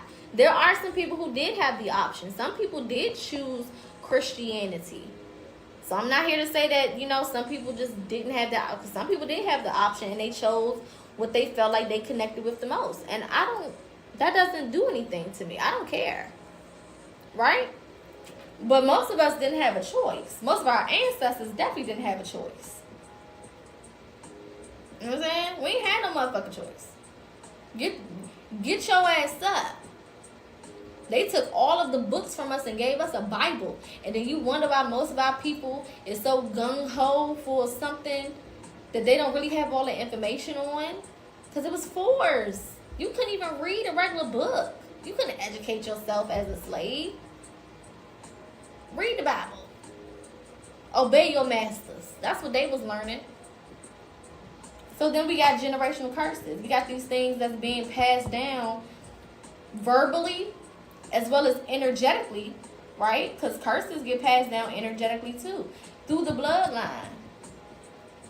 So we fighting multiple battles here. We're fighting multiple battles here. We're fighting generational curses. We're fighting the lack of information, the lack of knowledge. You know what I'm saying? We fighting persecution for not believing or continuing on with the belief system.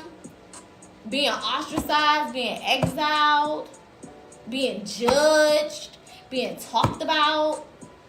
We fighting battles on all fronts. That's why I say a lot of people leave spirituality or they leave it alone because of it's difficult. It's not an easy place to be in, especially at this point. Maybe in another 100 years, with the way that things are progressing, it's kind of normal now, but it'll really be a norm. You know what I'm saying? Because a lot of the work will have been done at that point to make more room for that belief system. But for right now, because a lot of us are spearheading this, this belief, I'm not going to say belief system, but this way of life in our bloodlines, it's going to be difficult. It's going to be difficult every day. There's going to be a part of it that is difficult every day. Every single day, there's going to be something that's going to be complicated. Every single day, there's going to be something that tries you, that tests you, that challenges you. Thank you for the beans. That puts you on the fence, that makes you want to quit. Every damn day, right? But it is super worth it. You know what I'm saying? It's super worth it. All right, so let's get into some commonalities and I'm going to be speaking mainly from the perspective of Christianity and spirituality, because that's the most common one. All melanated people are not Christian or did not come from a Christian background. So we know that. But because it is the most common, that's what we're going to focus on today. All right.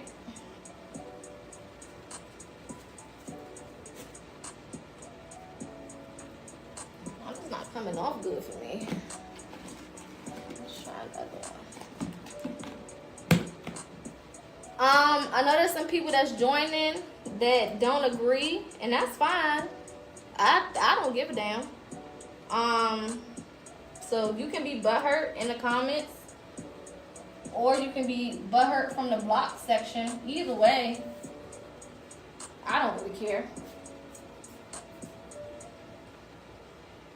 I don't know why you guys think that the world only exists within the confines of your belief systems, and that the world is supposed to be comfortable for you everywhere you go. Everybody's supposed to believe what you believe and practice what you practice and think what you think. But that's not how this world works. And honestly, as long as you're practicing what you're supposed to practice based on your beliefs, what I'm doing shouldn't bother you. You know what I'm saying? If I'm living my life and doing everything the Bible told me to do, and I'm on my way to heaven, a random person on TikTok or Big O can't make me feel no type of way. You know? So I always say Christians often reveal how insecure they feel about their own religion based on their need to demonize everybody else's belief system to make themselves feel better about what they believe. If you were secure in what you had and what you were doing, you wouldn't give a fuck, too much of a fuck about how everybody else is living their life. You wouldn't care that much because it don't affect you. If I know that I'm living my life the way I'm supposed to and I'm doing all the things I'm supposed to do, thank you for the gifts, there's no way that somebody who's living a different type of life is going to bother me. You know what I'm saying? I don't get on 304 Talk, if you know what I'm talking about, okay? The night walkers. I don't go on their lives and complain about the way they live in their life. Because that don't got shit to do with me. You know what I'm saying? If you want to sell that butt, sell it. How does that interrupt the way I'm living my life? How does that change the things that I'm doing on a day-to-day basis? It doesn't. It really doesn't. So I'm not going to care. Right? So the fact that people get in these comment sections and, oh, you're going to hell, and you're Jezebel, and you're this and you're that, you got the wrong idea. How does that change your life? It doesn't. It doesn't affect your life at all. This live is to help people get an understanding. Those, peep this, who want an understanding. Oh my God, you mean that this is not pressuring everybody to believe what you believe? No. This live is for people who are already on the same page as me or wanting to be on the same page. Desire deeper knowledge and clarification on what spirituality is. You mean you're not forcing on people? No. Not at all.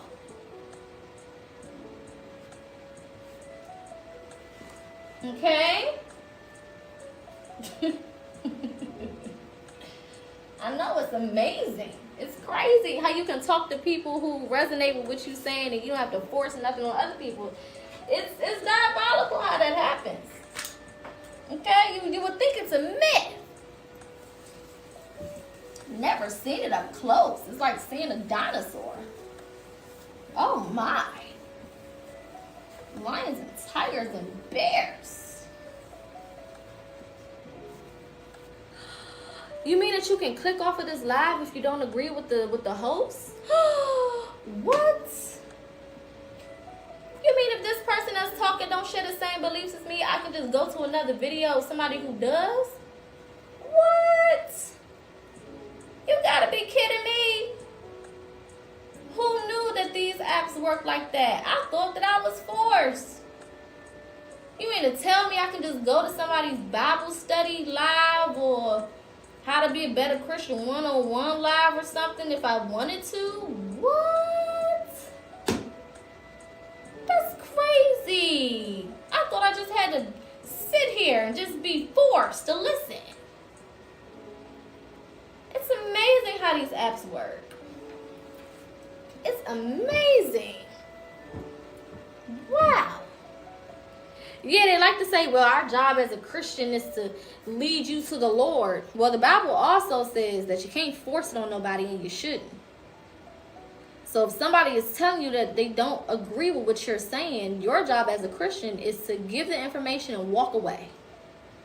It's not to sit and judge. It's not to try to force it on somebody. It's not to argue back and forth with that person. That's not what you're supposed to be doing. You're supposed to give the information. If they want it, they want it. And if they don't, you go to the people who want it. That's how that works. It don't mean that you try to force it on people. And then if they don't want to listen, then you start being judgmental and tell them that they're going to hell.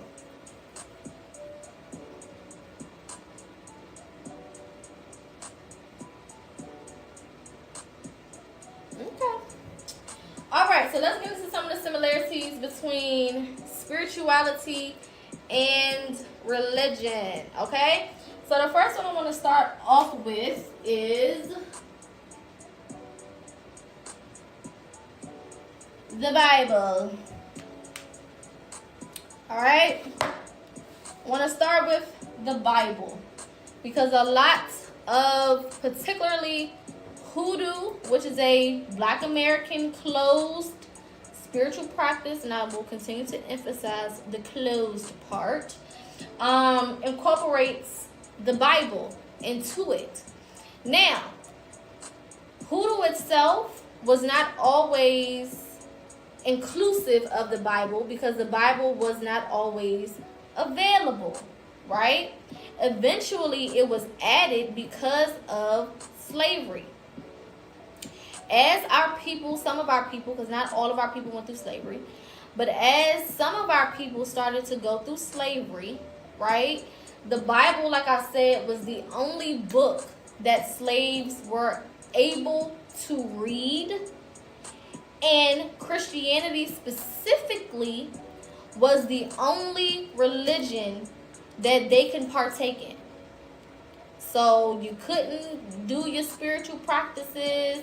You couldn't, do any of the things that you were doing before. You had to abide by whatever religious practice, which was Christianity here in the Americas. And you had to practice that, or you had consequences, right? Somebody said, expound on the closed practice part. If you are not Black American, or if you do not have at least one Black American ancestor or parent, rather, then you cannot practice hoodoo. You can practice spirituality within itself, but hoodoo is a specific type of spirituality that is practiced by those who are Black American, specifically. Voodoo or Vaudoon is specifically governed by the Haitians and some Dominicans because they share the same space. Ifa is practiced mainly by Africans. Santeria is practiced mainly by Latinos. These are all different versions of spirituality. It's basically all the same shit, but there's certain nuances that are different in the way that they approach different things. Like some of the rituals are different. Some of their deities may be different.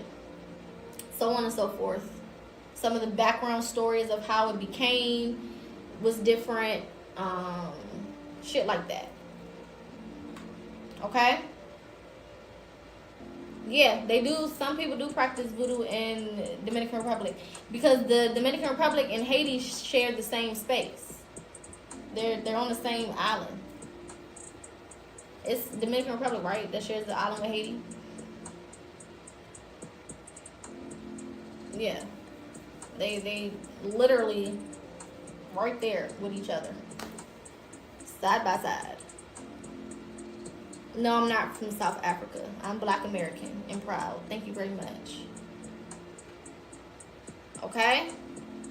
We don't call it witchcraft. Witchcraft was a created term to be derogatory, so we don't call it witchcraft. We call it spiritual practices. You can call it magic, you can call it spiritual practices, you can call it rituals, you can call it any of those things, but witchcraft is derogatory. It was purposely, it's a name purposely created to, you know, set the tone of something that was negative or try to make it seem like it was negative. Okay? So the Orishas, so Santeria as well as Ifa have Orishas. Orishas are nothing more than deities. Deities just mean spirits that have different powers or hold or possess different energies. You do not worship the Orishas. Again, in spirituality, we don't worship anybody. Okay? If you don't worship anybody, worship yourself. That's the only person that you should ever be worshiping in spirituality. We're not a worship-based culture. That's not what we do. But what we do is we venerate, right? Or we honor, or we pay homage, or we respect, right? So for hoodoo, your orishas will be your ancestors. We don't as Black Americans have deities that we would call on as they would, you know, in Santeria or in Ifa or even in Voodoo or Vodun. We don't have deities. Our higher spirits are our ancestors. So we go straight to the source, straight to what it is. Orishas also, or deities, they usually represent an energy. They're like an energy personified. So, like, for example, in Ifa and Santeria, you have Oshun or Osun, which represents love and beauty and sweetness and babies specifically, rivers, things of that nature, right? But in hoodoo, we just go straight to the source. If we're going to tap in with the river, we're going to go to the river. If we're going to tap in with sweetness, we're going to get some honey. We're going to get some sugar. We're going to go straight to the source. We don't necessarily, it's not depicted through a person. It's straight to it. You know what I'm saying? Like, for example, Shango, right? Shango is also Ifa and Santeria. If I'm not mistaken, Shango represents thunder and other things, right? If I, as a hoodoo practitioner, want to tap in with thunder, I'm going to tap in with thunder. I don't have to go through a person that represents thunder. I'm just going to tap straight in with thunder as an energy, right? If I want to tap in with the rain, I'm going to tap straight in with the rain. If I want to tap in with, you know, whatever, we just going to go directly to the thing. Yeah, there's no middleman in hoodoo. We work with the earth and the things that the earth produces. We work with the astral realm. We work with ancestors. We work with planets and astrology. We work with numbers. We work with anything that we need to directly. Other spiritual practices, they have deities who depict these energies. So it's the same energies that you're working with, but they have personified that energy into a person. So instead of going straight to thunder, they'll go to Shango. Shango represents thunder. So they'll just get it done through that deity, that energy that they've created for that particular thing. Whereas hoodoo, we just gonna say, okay, when it starts thundering, then I'm gonna go out there and do what I need to do with the thunder. When it starts raining, I'm gonna go do what I need to do with the rain. You know what I'm saying? If it's a storm, I'm gonna go work with the storm. We go straight to the source. No middleman, no personified being, straight to it. Okay?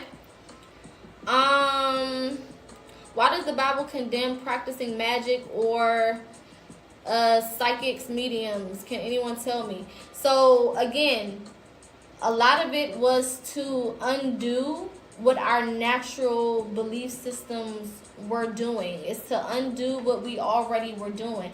It's to get you out of the rhythm. And I'm talking specifically for my melanated people.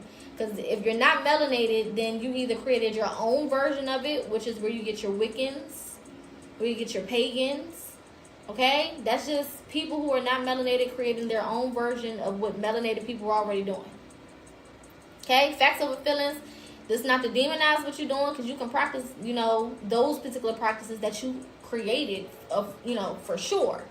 But know that it's not the original, right? The original was created by melanated people. And a lot of other people created their own versions of it because there were certain things that you could not tap into. Like, for example, with hoodoo, you as a non-melanated person cannot tap into our ancestors. Our hoodoo is such a large part of hoodoo is ancestry. That's like 50% of it alone is the veneration of ancestors. So you cannot tap into that. There's no way that you can do that, right? For Ifa, ancestry is big. It's huge. For Santeria, ancestry is huge. For voodoo, ancestry is huge. So you can't just tap into those things if you don't have the ancestry, which is why those are closed practices. That's where closed practices come from. It's not just like, oh, we're just trying to tell you that you can't do this and trying to gatekeep. You know, we're gatekeeping because you can't do it because you don't have connection to it, right?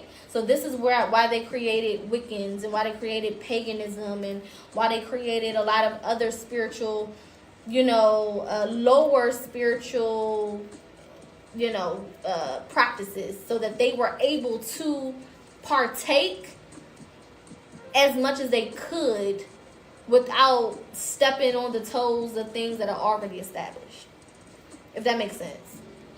So the Bible was never to help people get to a source and help you get to heaven. It was more so made to mentally confine those who were spiritual, those melanated beings who were spiritual, and undo what was naturally in us and have us focus on some other shit to disconnect us from our power. So that's why they don't want you to tap in with psychics or mediums or cards or energies or necromancy or any of those things, because the more you do tap into those things, the less you need religion, and the more you are completely governed by your higher self, your ancestors, your spirit team, and you're utilizing the energies around you. Which means you don't need them. Right? Which means that if I'm waiting for heaven, I don't have to, you know, I don't have the knowledge or the intellect to know that I can create heaven here if I feel like I have to wait for it. You know what I'm saying? If I'm reading something that's telling me, hey, just suffer. The more you suffer, the more he's going to be proud of you. And when you get to heaven, you're going to have a mansion. You tell people that, they not going to really focus on living a life here. They're not going to be focused on freeing themselves and fighting for a good life, you know, because they're going to think, well, I don't got to fight for a good life. I'll have one when I die. Right? So that was a huge part of that. You know what I'm saying? You can't go to no black church. They're like, oh, our mansion in the streets is paved with gold. And you know what I'm saying? And that's what they look forward to. They live their life looking forward to that shit. So a lot of them, they don't mind suffering. They don't mind dealing with whatever the life throws at them and being, you know, passive. Because they feel like they're doing it for a reason. Whereas spiritual people, it's knuck if you buck over here, baby. You know what I'm saying? You come with the shit, you better come with it, because we fighting back on all levels, in all dimensions. We got your ass from here. We got your ass from here. We got people in the back. You know what I'm saying? Like that man on Princess and the Frog said, we got friends on the other side. Okay? We gonna fuck you up everywhere. You're not gonna be able to sleep without us fucking you up, because we gonna fuck you up in the dream realm too. We not playing. We know that we can have heaven here, and we can have heaven wherever we go. So we not worried about that. You know what I'm saying? We don't mind. And we know that we energy, so we gotta go anyway, and we not going to die. Death doesn't mean that's it. It just means recreation into something else. So we not scared of that either. You know? And a fearless person, I'm not going to say that we're completely fearless, because we all still have certain fears. But a fearless person in that sense, that's a dangerous motherfucker. And they know that. You can't control nobody who is fearless in that sense. You can't mentally take control. This is why, as the spiritual essence, the spiritual enlightenment is getting bigger and more popular within our melanated communities, look at how the world is changing along with that. Now, Christianity, thank you for the beans. Christianity, religion, all of those things have been around for a very, very long time. And not much has happened. If anything, we went backwards as a people. But since 2019, 2020, when spirituality broke free again, look at how the world has been changing. Look how things have been being triggered to change. You know what I'm saying? It's getting real uncomfortable outside. And uncomfort or discomfort forces change. Nothing comfortable grows. Y'all know I tell y'all that all the time. So as long as it's comfortable, it's never going to change. This is why people get so uncomfortable around spiritual beings. Because we're secure in ourselves and we know what we know. We don't believe in spirituality. We know spirituality. To believe in something means you don't have all of the information. It means you're lacking key points. You're lacking facts. That's why you gotta believe, right? But we know. We don't believe. We know. And you can't fuck with a person who knows some shit. There's nothing you can do. You know what I'm saying? Yes, we got the evidence. We are the evidence. That's the difference between religion and spirituality. We are the evidence. Our life becomes the evidence, right? Spiritual people move in a way where our energy is just different. It's nothing you can do with it. And you could be around somebody who's been a pastor for 50 years. And your energy going to be louder. It's just what it is. You know what I'm saying? So, the Bible. The reason why the Bible is such a huge part of, I'm not going to say huge part, but the reason why it is a tool in hoodoo is because, again, because the Bible was forced on us during slavery. It was one of the only books that we were allowed to read during slavery. And we can only practice Christianity, right? To the point where they even basically made the religion of America Christianity, right? I mean, they got God on in God we trust on the money and e pluribus unum and all of these different things, you know what I'm saying, to reiterate that fact to you, right? Because of that, we knew that we had to hide our practices within Christianity in order for us to still be able to practice and not be condemned or executed or beaten or removed from our families or separated from our kids or loved ones. So, it's not that we necessarily believe in it, right? I'm saying all of it, because a lot of what's in this Bible is stolen spiritual text. You got the Emerald Tablets. You got the Sumerian scribes. You have scribes and knowledge from ancient Kemet, such as, that's where I got the 10 Commandments from. That's actually from the 42 Laws of Mayat. Go look up the 42 Laws of Mayat right now. You can just scroll up. I know you can do it on TikTok. I don't know if you can do it on Big O. But scroll up, go to your Googles, your Safari, type in the 42 Laws of Mayat and read that shit. Verbatim, it is the 10 Commandments. Okay? Verbatim. Thank you, Corey. Same shit. You know what I'm saying? So, we hid a lot of our practices in this book, and we knew and we could identify that when we read it, like, oh, some of this is our shit.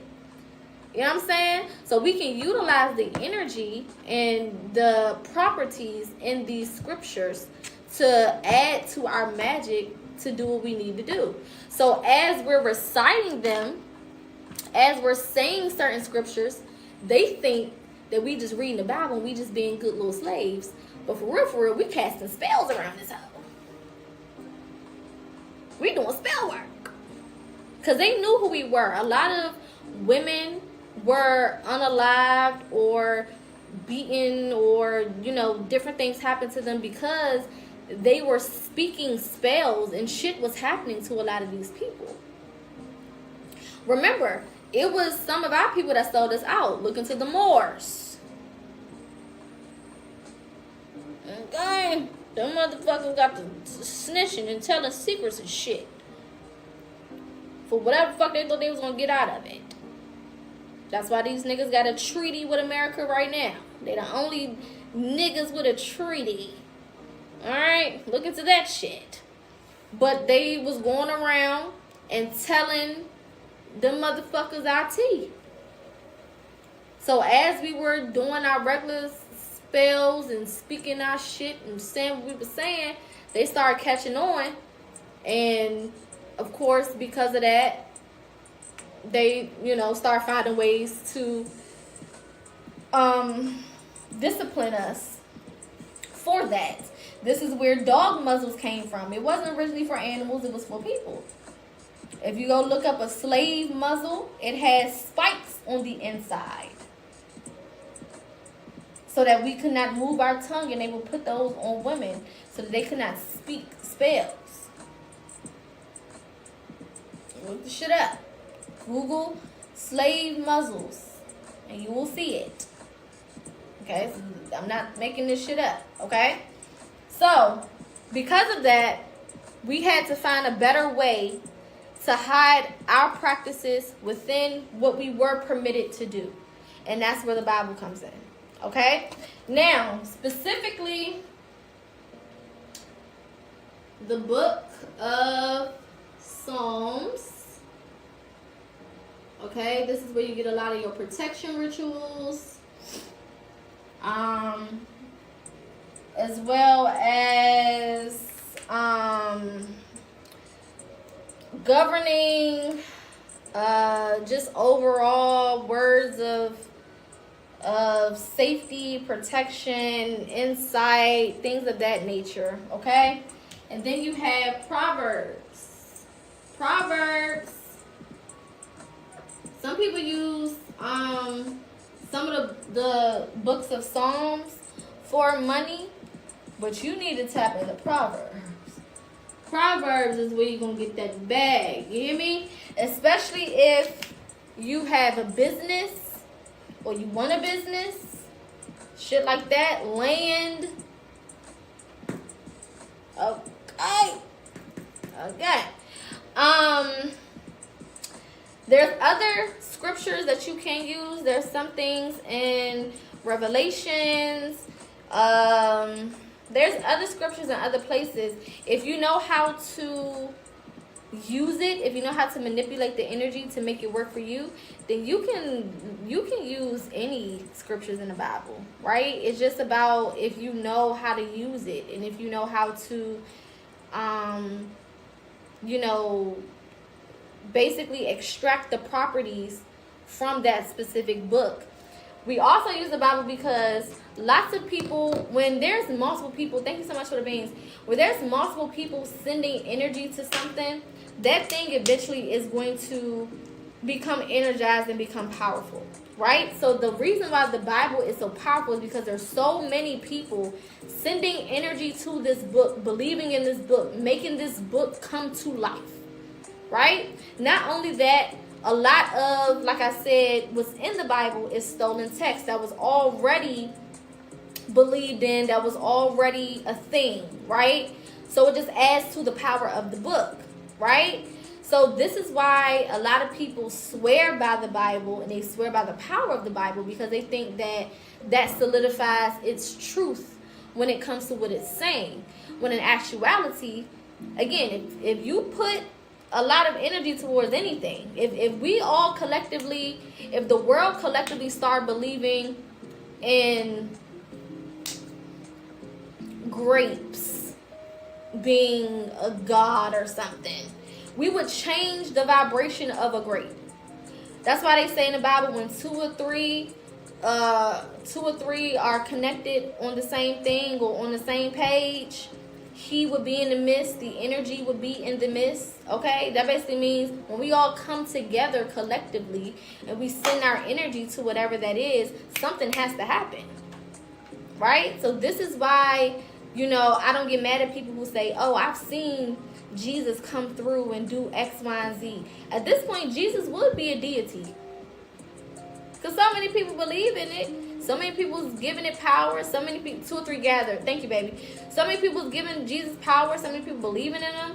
So many people calling on him repetitively. Of course, there's going to be power in that thing.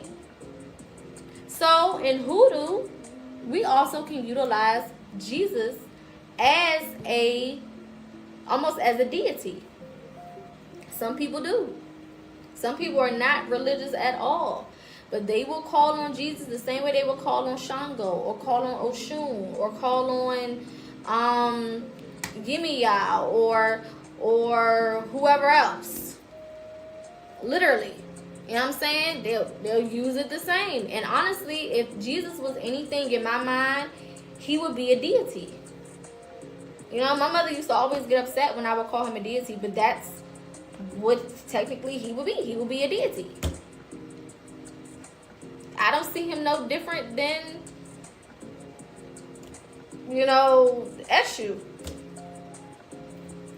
You know? Deities, right? So, if you do want to use Jesus as a deity, if you do feel connected to that energy, you absolutely can. It doesn't mean that you are religious. Okay? So, that's one. The second one I want to go over is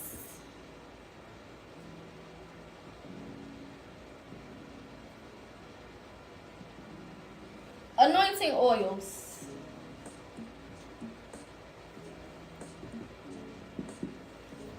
Now, this is one of the ones that if you ever get into it with a Christian, baby, just bring this up. Because ain't no way that you could swerve in a corner and miss this. Ain't no getting around this one. Okay? Anointing oils are very, very, very extremely popular in the black community. Specifically, those who are religious, Christianity, or spiritual people, because it is the same shit. Again, remember, the Bible, a lot of it is stolen text. Herbal oils for spiritual purposes as well as medicinal purposes are so ancient, it's ridiculous. It is one of the OGs, triple OGs of the human experience, period. The shit is so old, it's crazy. Okay? And it's not just one spiritual people or group of people in one place practicing or using oils. Africans use oils in Africa. The Aztecs and the Olmecs use oils in Mexico and in Latin America. The Asians, the ancient Asians, okay, we're talking about the melanated Asians, the indigenous Asians that got melanin, okay, they use anointing oils or herbal oils, okay? It don't matter where you go. This is a practice that is everywhere. It's everywhere. It's been everywhere. It will always be everywhere. It's an OG, triple OG. Okay? Now, anointing oils is basically herbs added to oil. Okay? Now, what gives power to the oil, all right, is the types of herbs that you put into it. Okay? Now, the oil itself has a certain property or a certain energy because of, however it's made or whatever it's made out of. It's more commonly, used with olive oil, okay, or extra virgin olive oil, all right, especially in a black church. They're going to go get that EVOO, baby, and they's going to put them herbs in it, and they're going to pray over it and do whatever the fuck they do. Thank you, Bruce. You know what I'm saying? They're gonna use that EVOO. They don't do nothing else in that little green bottle. Okay, they're gonna take that little green bottle and they're gonna do whatever they need to do, and they're gonna put it in them little oil things. Or if it's in the front of the church, if it's the one that the pastor used when they doing anointing, they're gonna put it in that glass little oil holder thing. Okay. Now, I done seen my damn grandmama make oil, I don't know how many times. And she add her little, they either use essential oils that are made from the herbs that they're trying to add, or some pastors will use actual herbs. It just depends on the pastor and what they like to use. My grandmama, she'll take that oil, she'll take her little essential oils for her frankincense, her myrrh, whatever else she want to put in there. And it smells so good. I ain't gonna lie, that oil smells good as hell.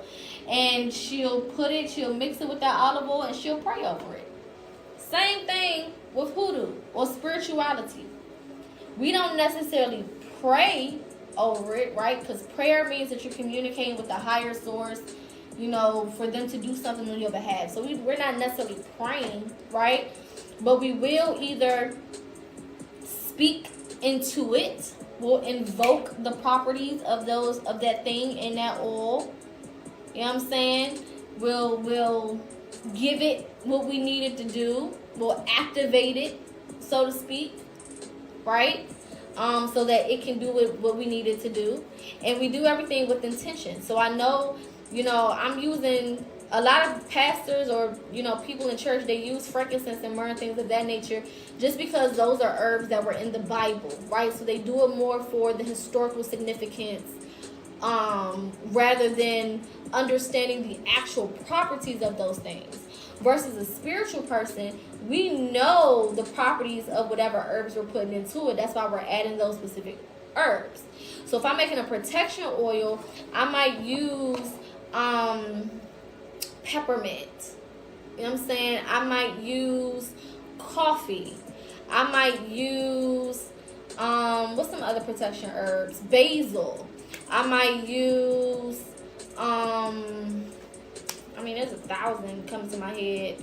Rosemary or ginger or whatever other ones, right? Bay leaves or whatever, okay? Because I understand that those specific herbs represent protection. Yes, sage, garlic, right? Any of those things, right? Because I understand the properties of those herbs as I'm putting them into this oil. I'm not just doing it just to do it. I know that these herbs do certain things, and if I mix all of these herbs into this oil, and I use this oil to either, there's a reason why in church they put the cross right here. Now we know, if you know anything about the cross, it doesn't represent life.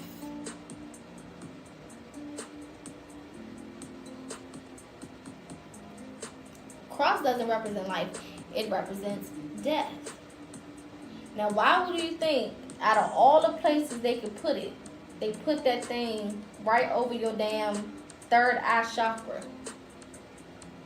Your access to the spiritual realm. That's a ritual.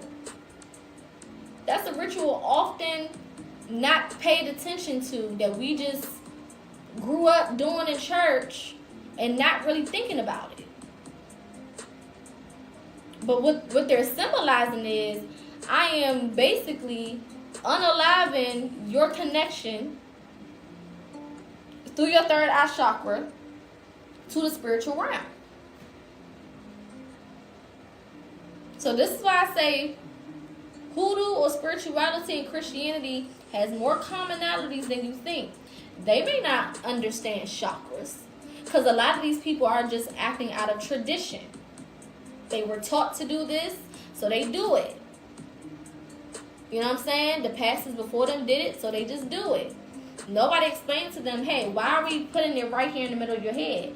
If you go to church right now, ask your pastor, hey, why when you anoint us do you put it in the middle of our head right here? Because they can put it anywhere else on the body. Why right here? See if they know the answer to that. Most of them do not. You know what I'm saying? Most of them do not. Oh, I'm missing the sin and protection. Thank you. That's not being rude. I ask about if I spell shit right all the time. You're not rude at all. Thank you. But yeah, most of them do not. They don't understand. They don't have the higher knowledge to get why they're doing certain things. So they don't do it. Or they don't know it. They just do what they know to do. Right? So it's a reason for that. If they don't do the head or along with the head, they'll anoint your hands. Some of them will anoint your feet. Those are all chakra points. Now we did a whole live on chakras, so go to my YouTube. It's linked in my bio, or PocaSPEAKS. Go to PocaSPEAKS on YouTube. Click on the live section. We just did a lesson on chakras and the meanings. Wednesday we did a lesson on the different body parts that the chakras are connected to. You know what I'm saying? We done already did this. We done already went over it. So they don't understand that they're working with energy centers. Because that's what chakras are. They're energy centers. That goes back to what we said, God is energy. So they don't know. You know what I'm saying? Yeah, they use a thumb, or my grandma will always do a cross. Right? To the point where now, you know, my mom sometimes, she be like, let me anoint you. I don't mind. But you not going to put no damn cross on my forehead. Certain things that I'm not going to allow you to do no more.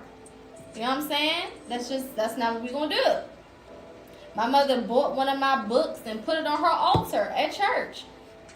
I'm going to speak against that. Because that's a ritual. That's spell work. You taking one of my spiritual books, because my mother, in her mind, I'm coming back to Jesus one day.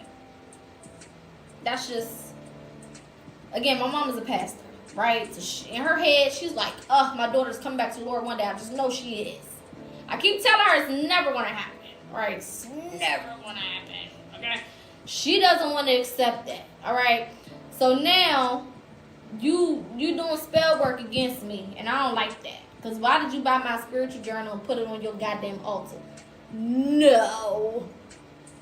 So I had to do countering work. Because, lady, is you cool? That's another thing. Christians be doing spells and they don't see it as spells because they never heard the word spell be used in that manner. They think it's witchcraft. But it's like, baby, you do witchcraft all the time. Anointing somebody will be considered witchcraft. That's spell work. Right? Communion. That's hella witchcraft. That's probably one of the most witchcraft things that they do. What the hell do you mean? You metaphorically drinking blood. What in the Vampire Diaries is going on here? And I always thought that was weird. I would just do it because they told me to do it, but I always thought it was weird. And then eventually I just started doing it only because I'm like, I just want the grape juice and the crackers. The crackers be good. They bland. They got no flavor. But when you sit in church, as long as I sit in church on a Sunday, them crackers be hitting different. With that little shot of juice, we been taking shots of grape juice, baby. I'm like, give me 3 of them. They probably like, oh, she really want to be cleaned out. No, I am thirsty and I'm hungry. I used to go in the back. I used to follow my great aunt, my grandmother's sister, because she used to be one of the ushers to do communion. Baby, I used to follow her to the back. I'm like, Auntie, can I get some crackers? And she'd just pour the extra crackers in a little baggie and give it to me, and then just give me a whole cup of grape juice. Those are some of the privileges of being a grandchild in the church. Baby, I'd be back there with a whole thing of grape juice, snacking on crackers. Cause we in here all day. I'm hungry. Somebody go to the curry out or something. Damn, I'm starving. Y'all just want to keep jumping around and running around this motherfucker. We need food. It is 1:30. We've been here since 10. I've been up since 8. I ain't had no breakfast sandwich, no nothing. I just been that hungry as hell. Hungry and sleepy. Listen. Oh, it's always the building fund. It's always the damn building fund. Building ain't been built. You know what I'm saying? I'm just be like, okay, at some point. I'm almost finished. You done said that 10 times in the last 30 minutes, Grandma. When is you gonna actually be finished? I'm almost finished. Can you be finished now? Trying to go to sleep. My grandma would be the type saying to Mike, wake them kids up. Wake us up for what?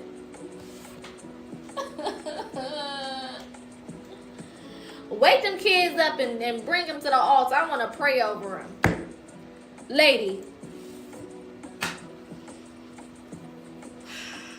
I'm about to report y'all. Okay? I'm about to talk to the people. Because at this point, this is child endangerment. What the hell? What you mean wake them up to pray? Just pray over us while we sleep.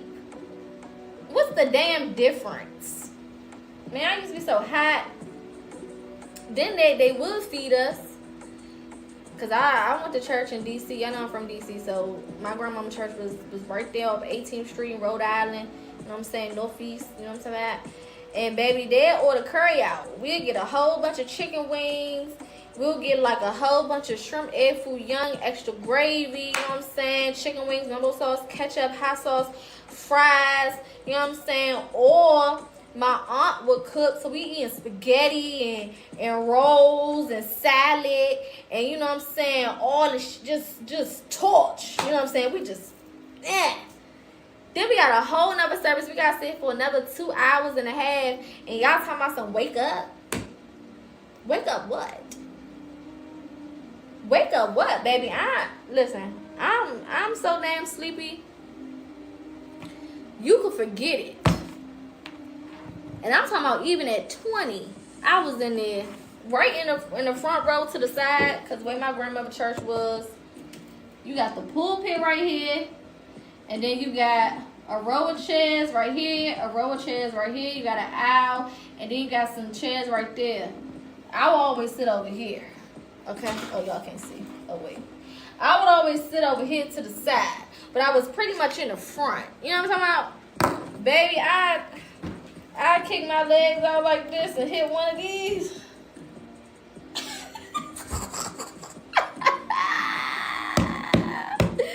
My grandma used to be so damn mad.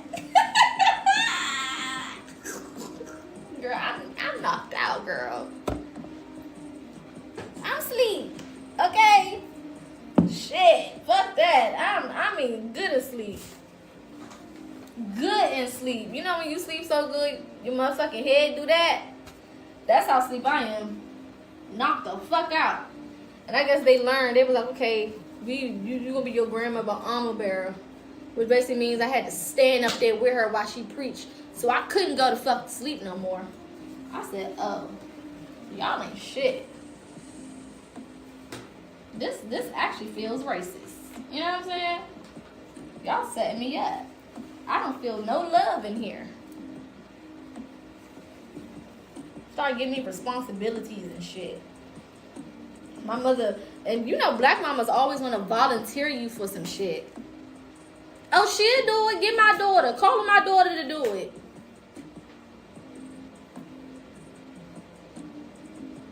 Girl, who? You got another daughter? Oh, my daughter do it. Put my daughter name down for that.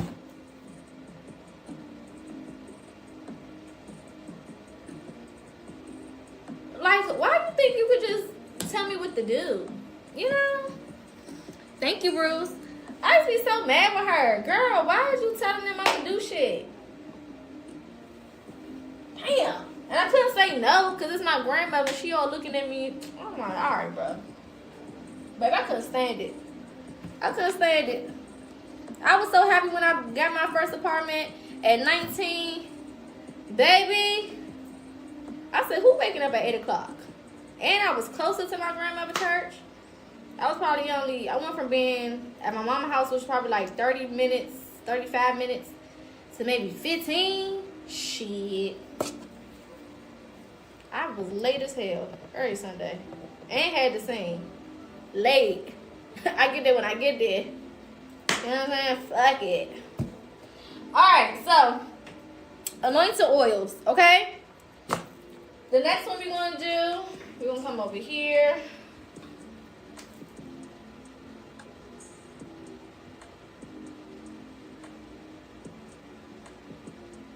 Y'all know this one. Laying hands. Laying hands. You know what I'm saying? Baby, that's one of the most, another one of those super common similarities between religion and spirituality. Especially Christianity, especially hoodoo, right?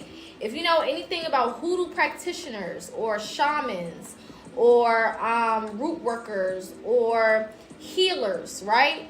They are big on touching. Laying a hand on you, touching you, hugging you, holding your hand, you know what I'm saying? Any of those things, right? In church, they would do the same thing.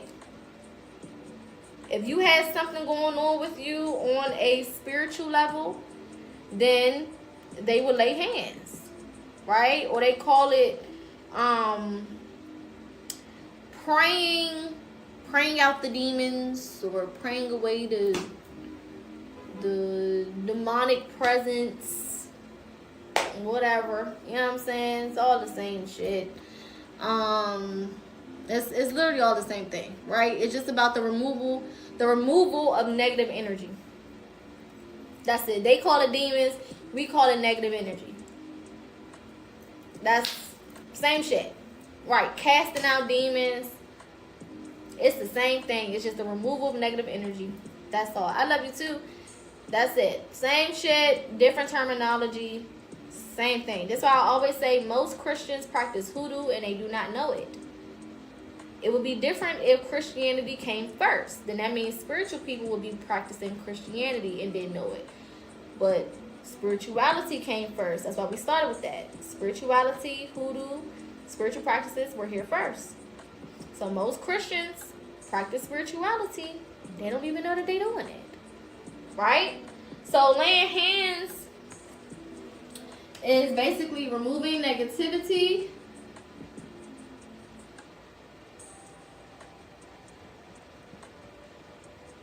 With touch. Okay? And a lot of times they're touching your chakras.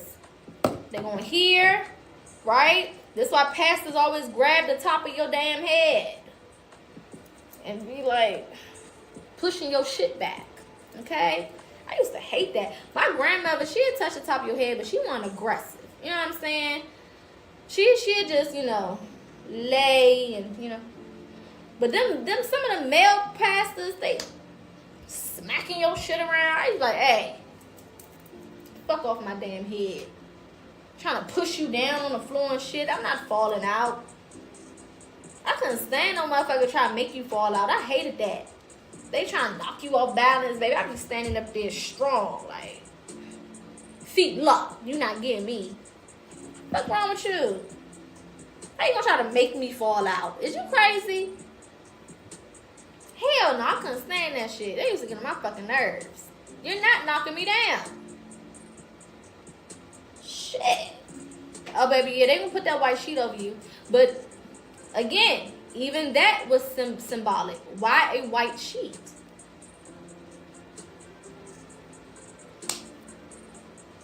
Why a white sheet? Usually, if you fell out, it's because you were in the spirit, right? Most people had their eyes closed. You know what I'm saying? They were basically meditating. And they put that white sheet on top of you. Why a white sheet? They could have used a black sheet. They could have used an orange sheet. They could have used a purple sheet. You know what I'm saying? They could have used any other color. Why did they use white? So there's symbolism in all of it. And you just got to pay attention so you can catch it. Because it's all basically coming from the same place. But it's being done with a different meaning behind it. You know what I'm saying? So, laying hands. They always touching a chakra point. Top of your head, third eye chakra. Sometimes they do your throat. Sometimes they do your ears. Right? They'll touch your back. They'll touch your heart. They'll touch your stomach. Right? My mom was famous for she'd grab the back and the stomach at the same time when she was praying for somebody or laying hands. Right? And a lot of the times, before they even lay hands, going back to our oils, they put a little oil on their hand.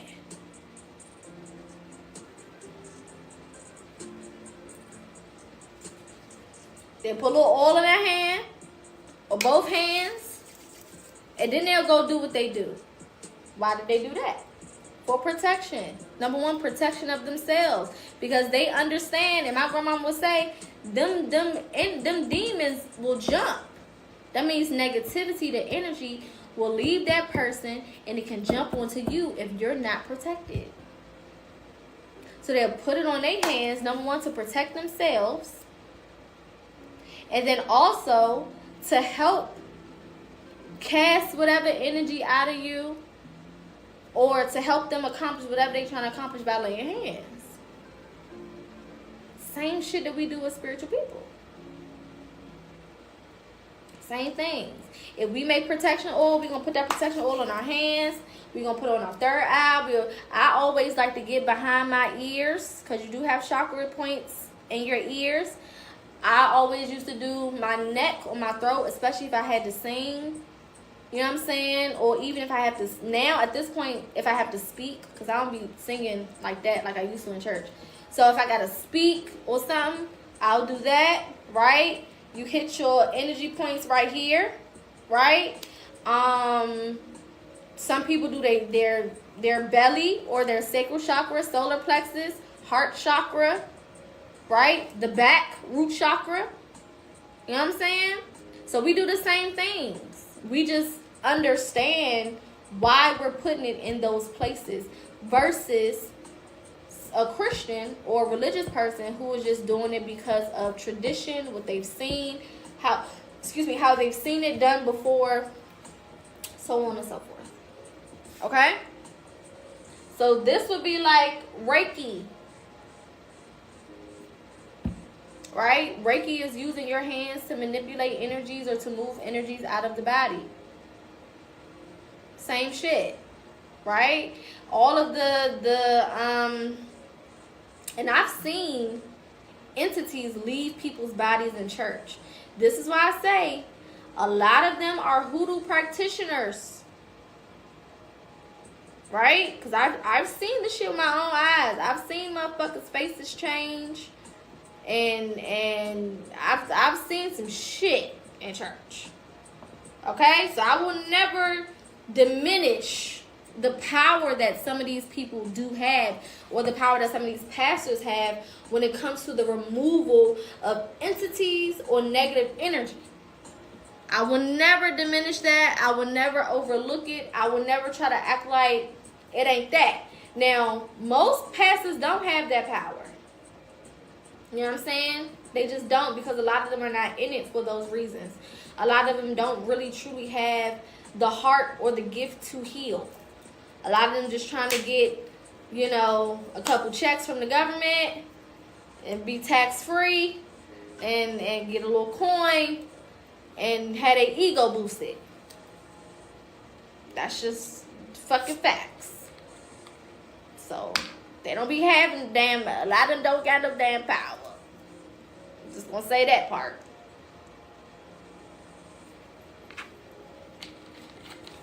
But some do. Some definitely do. And you will see it with your own eyes. You will see that shit up close and personal. And if you have the gift, you can see the energies leave those people and either roam, right? Or even jump to another person. This is why, and this is how I know my grandmama is a hoodoo practitioner, whether she believed it or not, baby. Because anytime she did any healing work or she had to lay hands on somebody who had an energy like that, she'll tell them to open the doors. We had 2 exits in our church that, you know what I'm saying, led right to the sanctuary. She said, open them doors. Because she knew that the energy needed to leave. You know what I'm saying? That's that old school, that's power, right? Real people who work with energy know you can't dismiss any negative energy and keep it closed into a space. That's not how that works. It's just going to jump to another person. Very Pentecostal. She said, open them doors up. Right? So a lot of these people operate in hoodoo. They do hoodoo practices. They do spiritual practices. They're just not familiar with the terminology, or they have been taught that the terminology is negative, so they don't embrace it for what it is. They don't accept it for what it is. Okay? Next.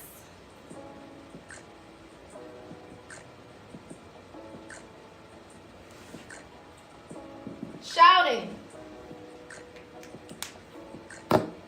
Shouting. Okay? We're not talking about screaming. We're talking about dancing. Spiritual dancing. That's what that is. Shouting is a spiritual practice.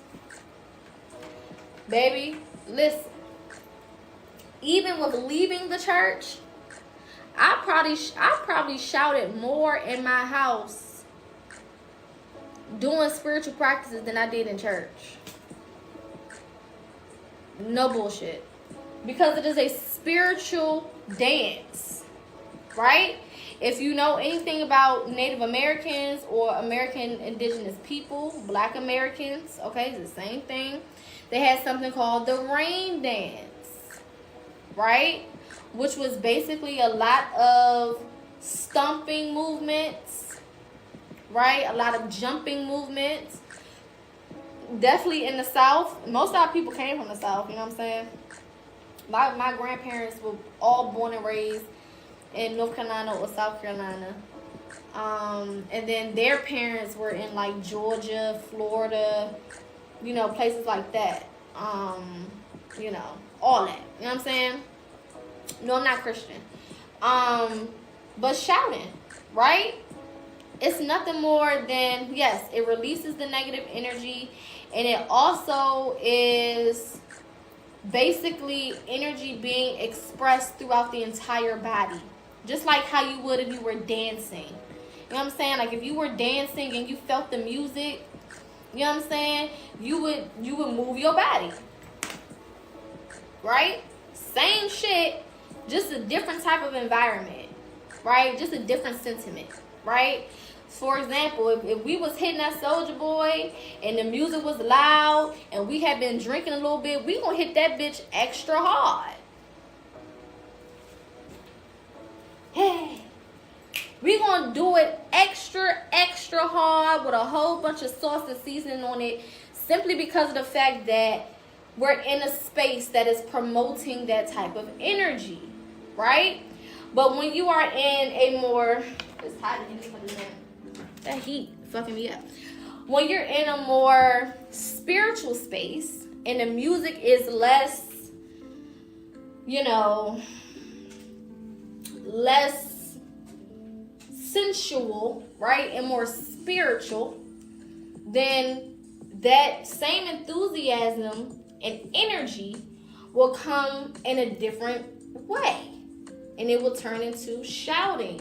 So this is why anytime before people are shouting, or even during and after, pay attention to the music in the church. The music has a huge role in church. Okay? Going back to frequencies, sound frequencies, right? The music serves a huge role. The drums, the clashing of the cymbals, okay? Them on the piano.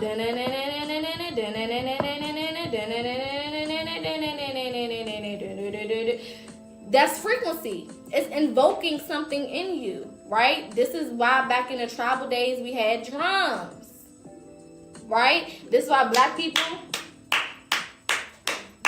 we clap our hands. Clapping up the hands also helps to disperse negative energy, and it adds to the frequency of the space. You know what I'm saying? So all of it collectively going on at one time, of course people won't want to get up and move. You're taking in so much energy that your body is going to move. Tambourines going. You got a bass player. Don't have a guitar player. Don't have nobody on them goddamn strings. It's really gonna go up. You know what I'm saying? When the music stop and they do a pause and the drummer's just hitting them cymbals or that crash, you just say it goes up another notch. This is why there's different levels. When you in church, if you've really been in church and you've been seeing how a praise break is what they call them, how it starts and it progresses, it's levels to it, right? It starts at one space. It may be people just getting full off of the words that was being said, or the preacher be like, take a look back and think about where you was a week ago, or they're invoking you to go into your mental space. You're tapping into your mental archives, and you're thinking about where you came from. You think about how hard it was and how you made it. So the energy is already building, right? Gratitude is already building. And then they got the nerve to tease it. It's usually the drummer and the nigga on the keyboard or the organ that's gonna tease it a little bit. And then they sit back and the drummer do something. And then somebody say, all right now. All right. Hold up now. Don't get us started in here. We got to go. And then it's going to be that one person that just take off. And after that, it's over. The music come in. They going to start doing their thing. And then eventually, it's going to go to another level. And another level. And another level. By the time you look up, niggas done been running around this motherfucker for 45 minutes. 45 minutes. They've been running around this hole, back and forth, jumping up and down. It's white sheets everywhere. They passing out fans. Somebody auntie got a tambourine.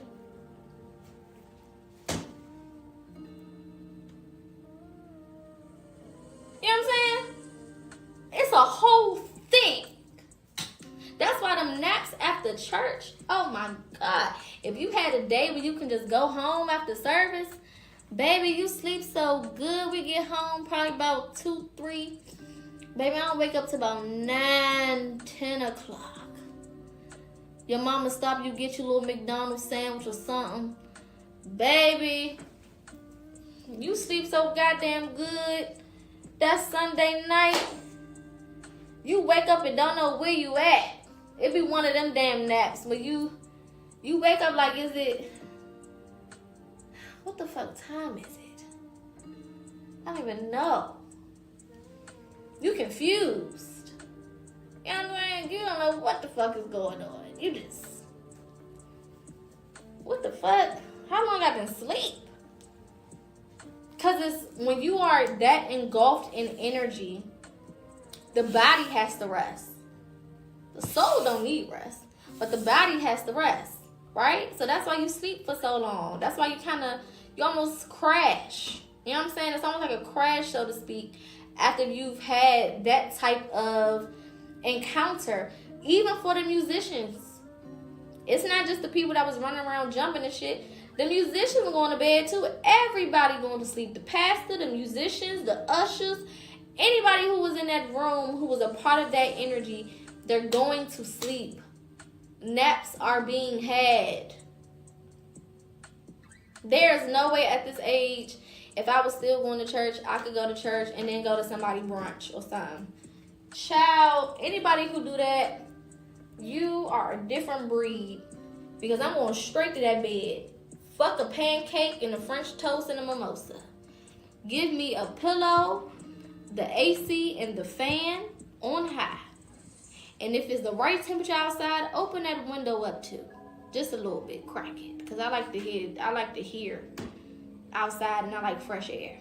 I'm going to sleep until I can't sleep no more. Do you understand me? Because you be drained. Drained. So, shouting is an expression of energy.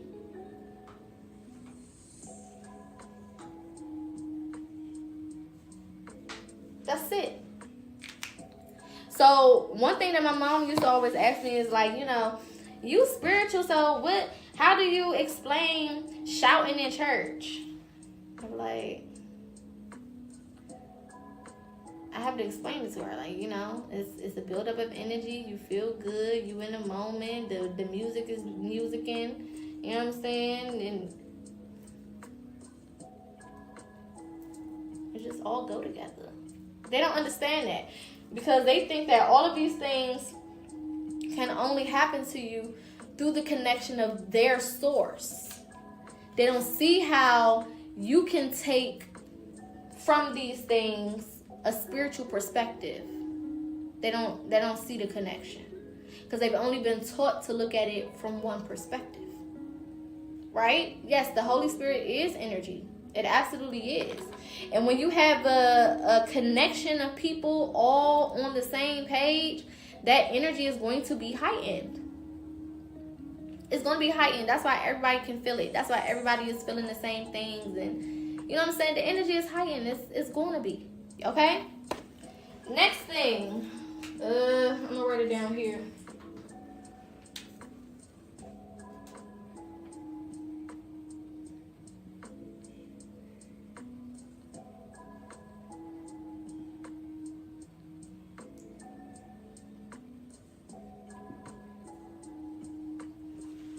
Baptism / spiritual baths. Same shit.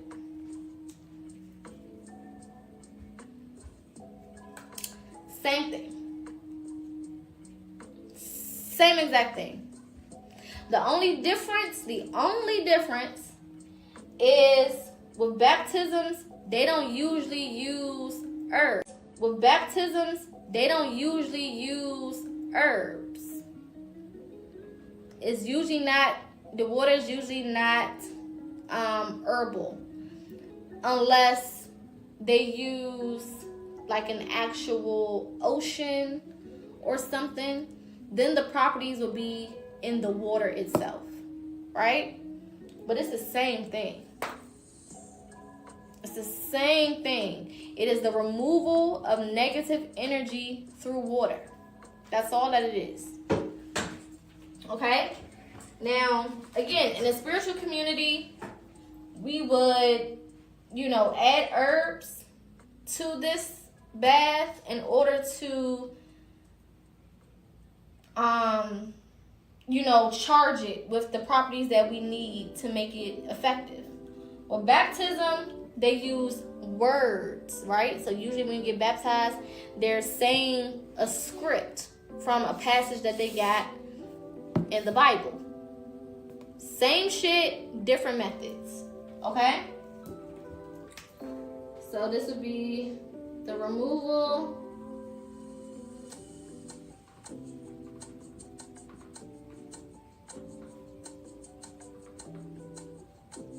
of negativity with water. Yeah, so with the ocean, the properties that you need are already in the water. So you don't necessarily have to, add anything extra to it, because the ocean is the ocean, right? The ocean has, yes, salt properties and different things of that nature that act as the herbs that you would add, right? So even spiritual people, if we're using the ocean, we're not using herbs too. We're just going to use the ocean. You know what I'm saying? Or that body of water. Whereas a spiritual bath, you're more so creating that environment in your tub. So you're going to add the salt. You're going to add the herbs. You know what I'm saying? You're going to add the oranges or the lemons or whatever else you want to add, the flowers. Right? You're going to put the properties into that water, because that water is just water. That's just coming from, the water tank. It doesn't have the minerals or the charge to it that you need organically to just use it within its natural state. So we're adding to it. That's one of the only reasons why we add to our spiritual baths, to give it what we needed to have in order for us to do what we need to do, or what we're trying to do. Okay? But it's the same shit. Most Christians, they never think of that, because a lot of them don't even know what a spiritual bath is. And some spiritual people don't think about it, because when you think of baptism, you're thinking of Jesus and being saved and washed of your sins. What is sins? Negativity. So if I'm being washed of my sins, do that mean that I'll never sin again? No. You can sin right once you get out that water, right?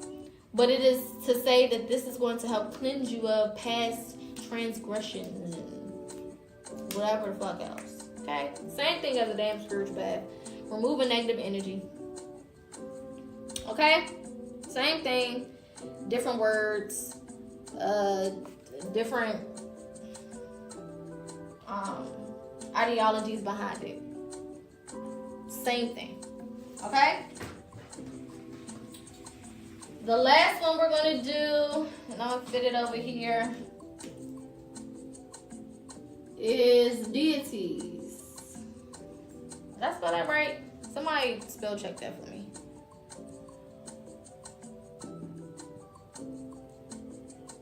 I think I did, but anywho. Deities. Okay? Now, we talked about how Jesus could be a deity, right? But there's also other deities that they use. Okay, it's right, cool. There's also other deities that they use in the Bible, right? They may call on Moses. They may call on some of the archangels, right? Archangel David, Archangel this person, that person. You know what I'm saying? They may call on Mary or whoever, Joseph. It's the other way around. D-E-I. Thank you. Okay. Archangel Michael, exactly. They'll call on different people. All of those people are deities. Okay? So it's all the same thing. For spiritual people, depending on what type of spirituality you practice, if you practice voodoo, if you practice Santeria, if you practice Ifa, if you practice Ifa, you practice Santeria, then it would be Orishas, right? If you practice voodoo, they have their own deities as well. I don't know if they have Orishas in voodoo, but I know they have their own deities. For hoodoo, we are the only group of spiritual people that do not go to shared deities, right? Okay, right. We don't have shared deities, right? We have ancestors. That's it. We talk to our ancestors. Now, because we're using Christianity, you can tap into certain Christian deities as well. So if you want to tap into the archangels, there's a lot of protection with the archangels, specifically because of the fact that we have incorporated them into our practices through hoodoo. So this is why you'll see your grandmama with an archangel Michael or David or whoever, either angel or little painting or something. You know what I'm saying? Because we utilize that as well, right? We don't honor them the same way that, or use them as to the extent as the people who, you know, practice Ifa or Santeria, do the Orishas or whatever, right? We're not that deep into it. But we look at those deities as tools. We understand that their energy is a tool to us. Now, we're not manipulating the energy and just being disrespectful, like, yeah, motherfucker, you better give me some money. No, we're still moving with respect, right? But we understand that no energy in our life is higher than our own. Everything else is just an extension, right? Or an added piece to what we already have. An addition to it, if anything. So we don't get caught up in like, oh, you know, no. We're not honoring them like that. Like, we're not putting Archangel Michael on our altar, you know, as a spirit that we're giving to, or nothing like that. You know what I'm saying? We may call on that archangel for certain things and give thanks and stuff like that, honor. But we mainly use our ancestors. Okay? So deities is just the use of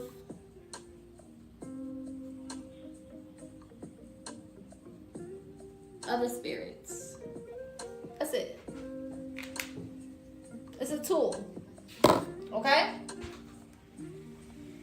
So these are the ones that we're just going to cover for today. This is where I'm going to stop. I'm going to open up the floor for a quick Q&A. And then we're going to get out of here for today. If you want to watch this will be put on YouTube tomorrow for those who want to watch it from the beginning. If you missed anything, or if you just want to watch it again, that's where it will be. Tomorrow rising, it'll go live on YouTube. For those who want to watch it again. So speaking in tongues would be in the same avenue as shouting or channeling. It can also be in the same avenue as possession. Okay?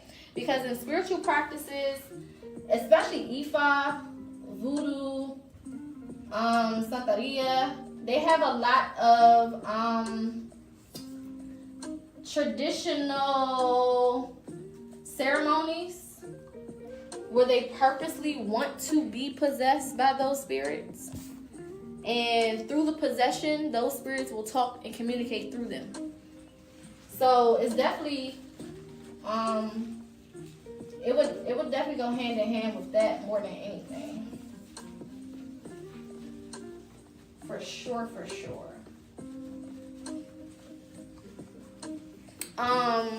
Or channeling. If you are a medium, you channel messages.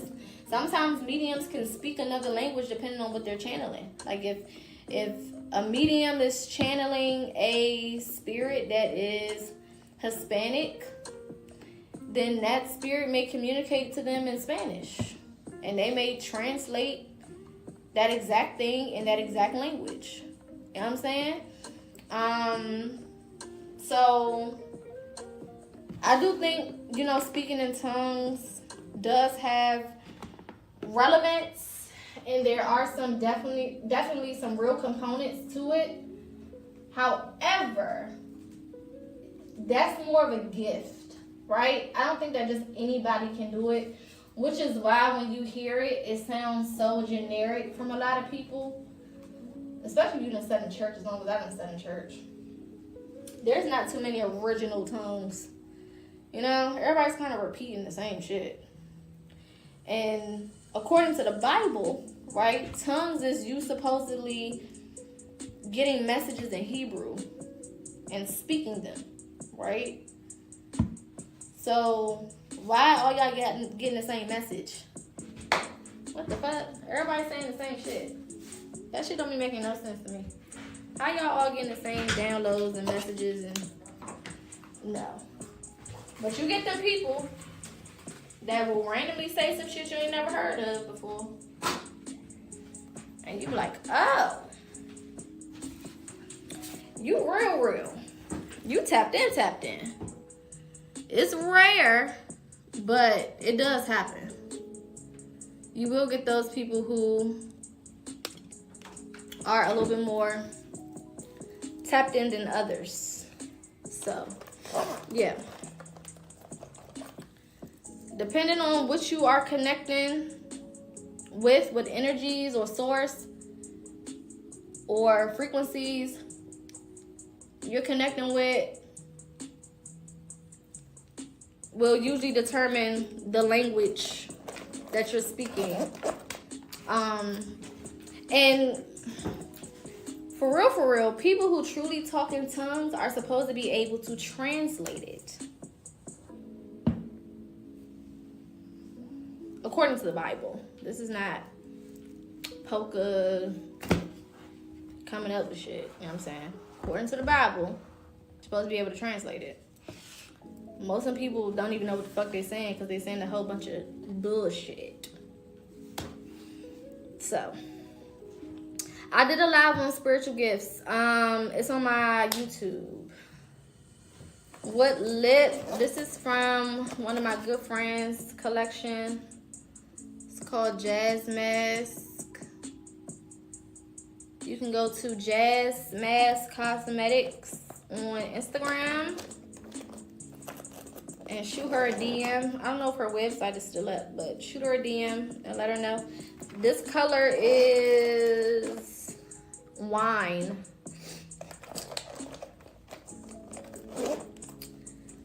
But yeah, you definitely, I definitely believe in, you know, the ability to tap into different energies and be able to speak a different language or speak from a different energy or, you know, whatever.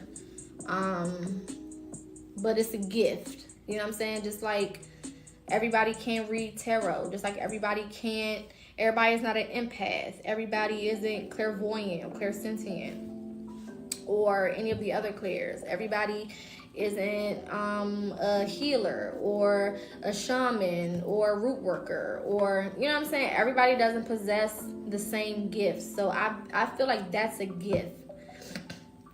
Excuse me, that only certain people have and can do properly, to where there's actually something happening, and they can translate it. That's the biggest part. You know, mediums can translate whatever they pick up on.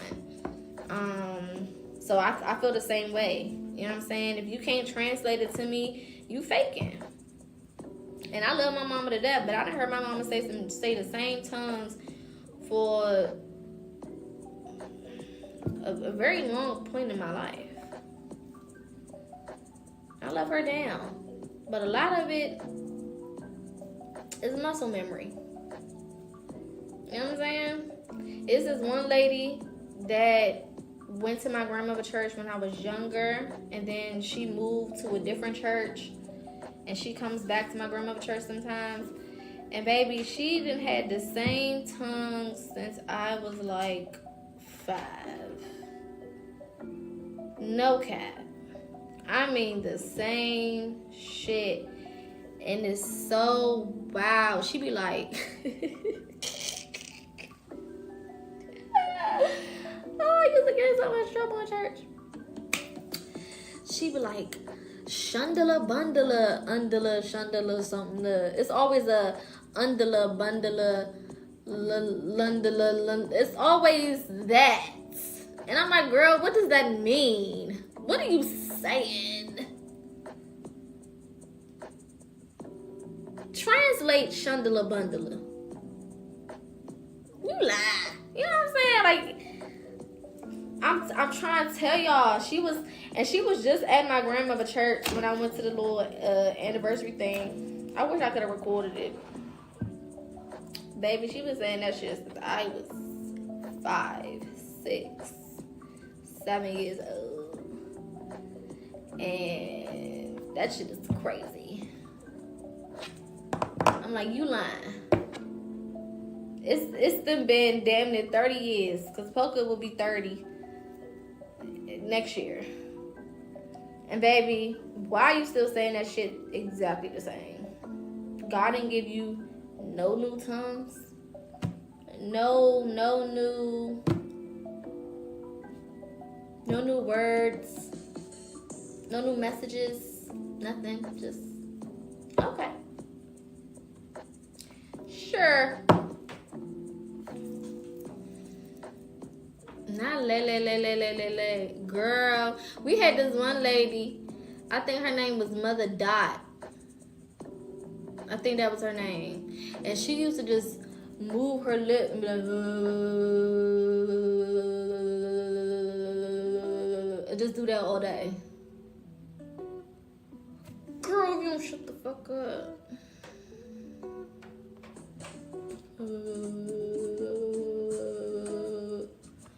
Oh, I used to be so irritated. Somebody tell that lady be quiet. Oh my God. And my grandmother, back in the day when she first used to go to church, my grandmother used to tell her to pray. And she would get up there and do that bullshit. I said, Grandma, can you stop calling on that lady? I would be between laughing and annoyed and laughing and ready to go and over it. It's just plenty of different emotions running through my body. And I would just be so through, like, okay. It's enough of this. It's time to go home. Y'all done ran out of shit. You know what I'm saying? You know how your mama tell you done ran out? Y'all done ran out. But I did want to touch on real quick. We are going to see, and we have already seen, a lot of spiritual people, or a lot of people who were once spiritual go back to Christianity, right? And a lot of that is because spirituality does not come with a book, right? There is no layout. There is no book, no instructions, no one size fit all with this journey, right? This journey is mainly about you learning as you go through the development of self. The more you develop, the more knowledge you open yourself up to, the more Akashic records you are able to tune into, tap into, the more information that you are able, that becomes available to you, right? And it comes through trial and error. It comes through life experiences, and it requires patience, right? So a lot of people don't stick around because it is so complicated. It's not just like, oh, I can just read this book and do as much as I can that this book says, and then, you know, I'll be good. You know what I'm saying? There's more of a safety net with, I'm not going to say a safety net, but there's more of a relaxed energy that comes with organized religion. Whereas spirituality keeps you on your toes. It's uncomfortable, right? But it's supposed to be uncomfortable because that's how change happens. We should be promoting discomfort, right? Because comfortable things do not grow. Comfortable things do not change. Comfortable things do not become better. They stay the fucking same. Why change if I'm comfortable? Why get out of bed and rush myself to a job when these covers is warm and this pillow feels nice? You know what I'm saying? Whereas spirituality is like, Get out of your motherfucking comfort zone, bitch. You know what I'm saying? You ain't no regular ass hoe. You powerful and you acting like a punk ass bitch. That's how spirituality come out the gate. Just swinging. Just knocking you out. You know what I'm saying? Just smacking you around. You know what I'm saying? How they say smack some sense into you. Spirituality be trying to smack that sense into you, right? And a lot of it is accountability and responsibility for your actions, for where you go, for, you know, where your life ends up. And it's easier to say that I didn't accomplish something because God didn't want me to, or Jesus didn't want me to, versus I didn't accomplish it because I was fucking lazy, or I was complacent, or I was negative. That's a different sentiment. You know what I'm saying? It's easy to say, oh, it's just not my time, and you know, the Lord just didn't want that for me, versus saying I don't got no work ethic, and I don't believe in myself, and I got confidence issues. That's a different ball game. You know what I'm saying? That's different waters to tread. So a lot of people don't want to do that. A lot of people don't like accountability. It's easy just to say, you know, this spirit, this deity, this God didn't want me to have it. Because then I can take the responsibility off of myself and I can put it on somebody else. And then nobody else around me is going to question it because they believe in the same thing I believe in. So they just won't go with it. They're not going to push me. They're not going to say, no, you bullshit. I wish one of my friends would, or even one of my clients would come and tell me that they can't accomplish something because God said it's not for them. No, listen. Do you want to fight? Because that's what's about to happen. We about to throw some motherfucking elbows in this room. You didn't accomplish it because you didn't do it. You didn't try hard enough. You didn't give it your all. You didn't step up to the motherfucking plate. That's why. Stop fucking playing. You know what I'm saying? It's there's not just you holding yourself accountable, but in a spiritual community, we all hold each other accountable. If you spiritual and I'm spiritual, I'm gonna come at you with the same what the fuck you doing that I would come at myself with. I'm going to tell you, hey, we are very optimistic in spirituality because we understand that the power is within us. So if something don't happen, it's because you didn't make it happen. It's not because it can't happen. You can make whatever you want happen. We understand that as spiritual beings. So there is no shortcuts over here. That's another thing. It's not just pray real hard and it's going to happen. No, we don't. No. We work over this motherfucker. And we work like a fucking dog. Do you hear me? Night and day, day and night, over and over again. No breaks. We works. Not just for our lives, but also undoing the things that was done before us. Breaking generational curses. Healing the bloodline. You know what I'm saying? Thank you, my love. We gets it in. We don't play around with this thing. Right? And we don't play with each other. And we don't play with people on the outside of us neither. We don't play with nobody. And now I've had a lot of people say, oh, you spiritual, but you be cussing. Oh, you spiritual, but you don't be trying to be friends with everybody. You don't be, you keep your energy closed up. And you spiritual, Baby, I said I'm spiritual. I did not say I was pussy. Where did you get those two things? Spiritual, pussy. How did you equate? I ain't say I was a punk.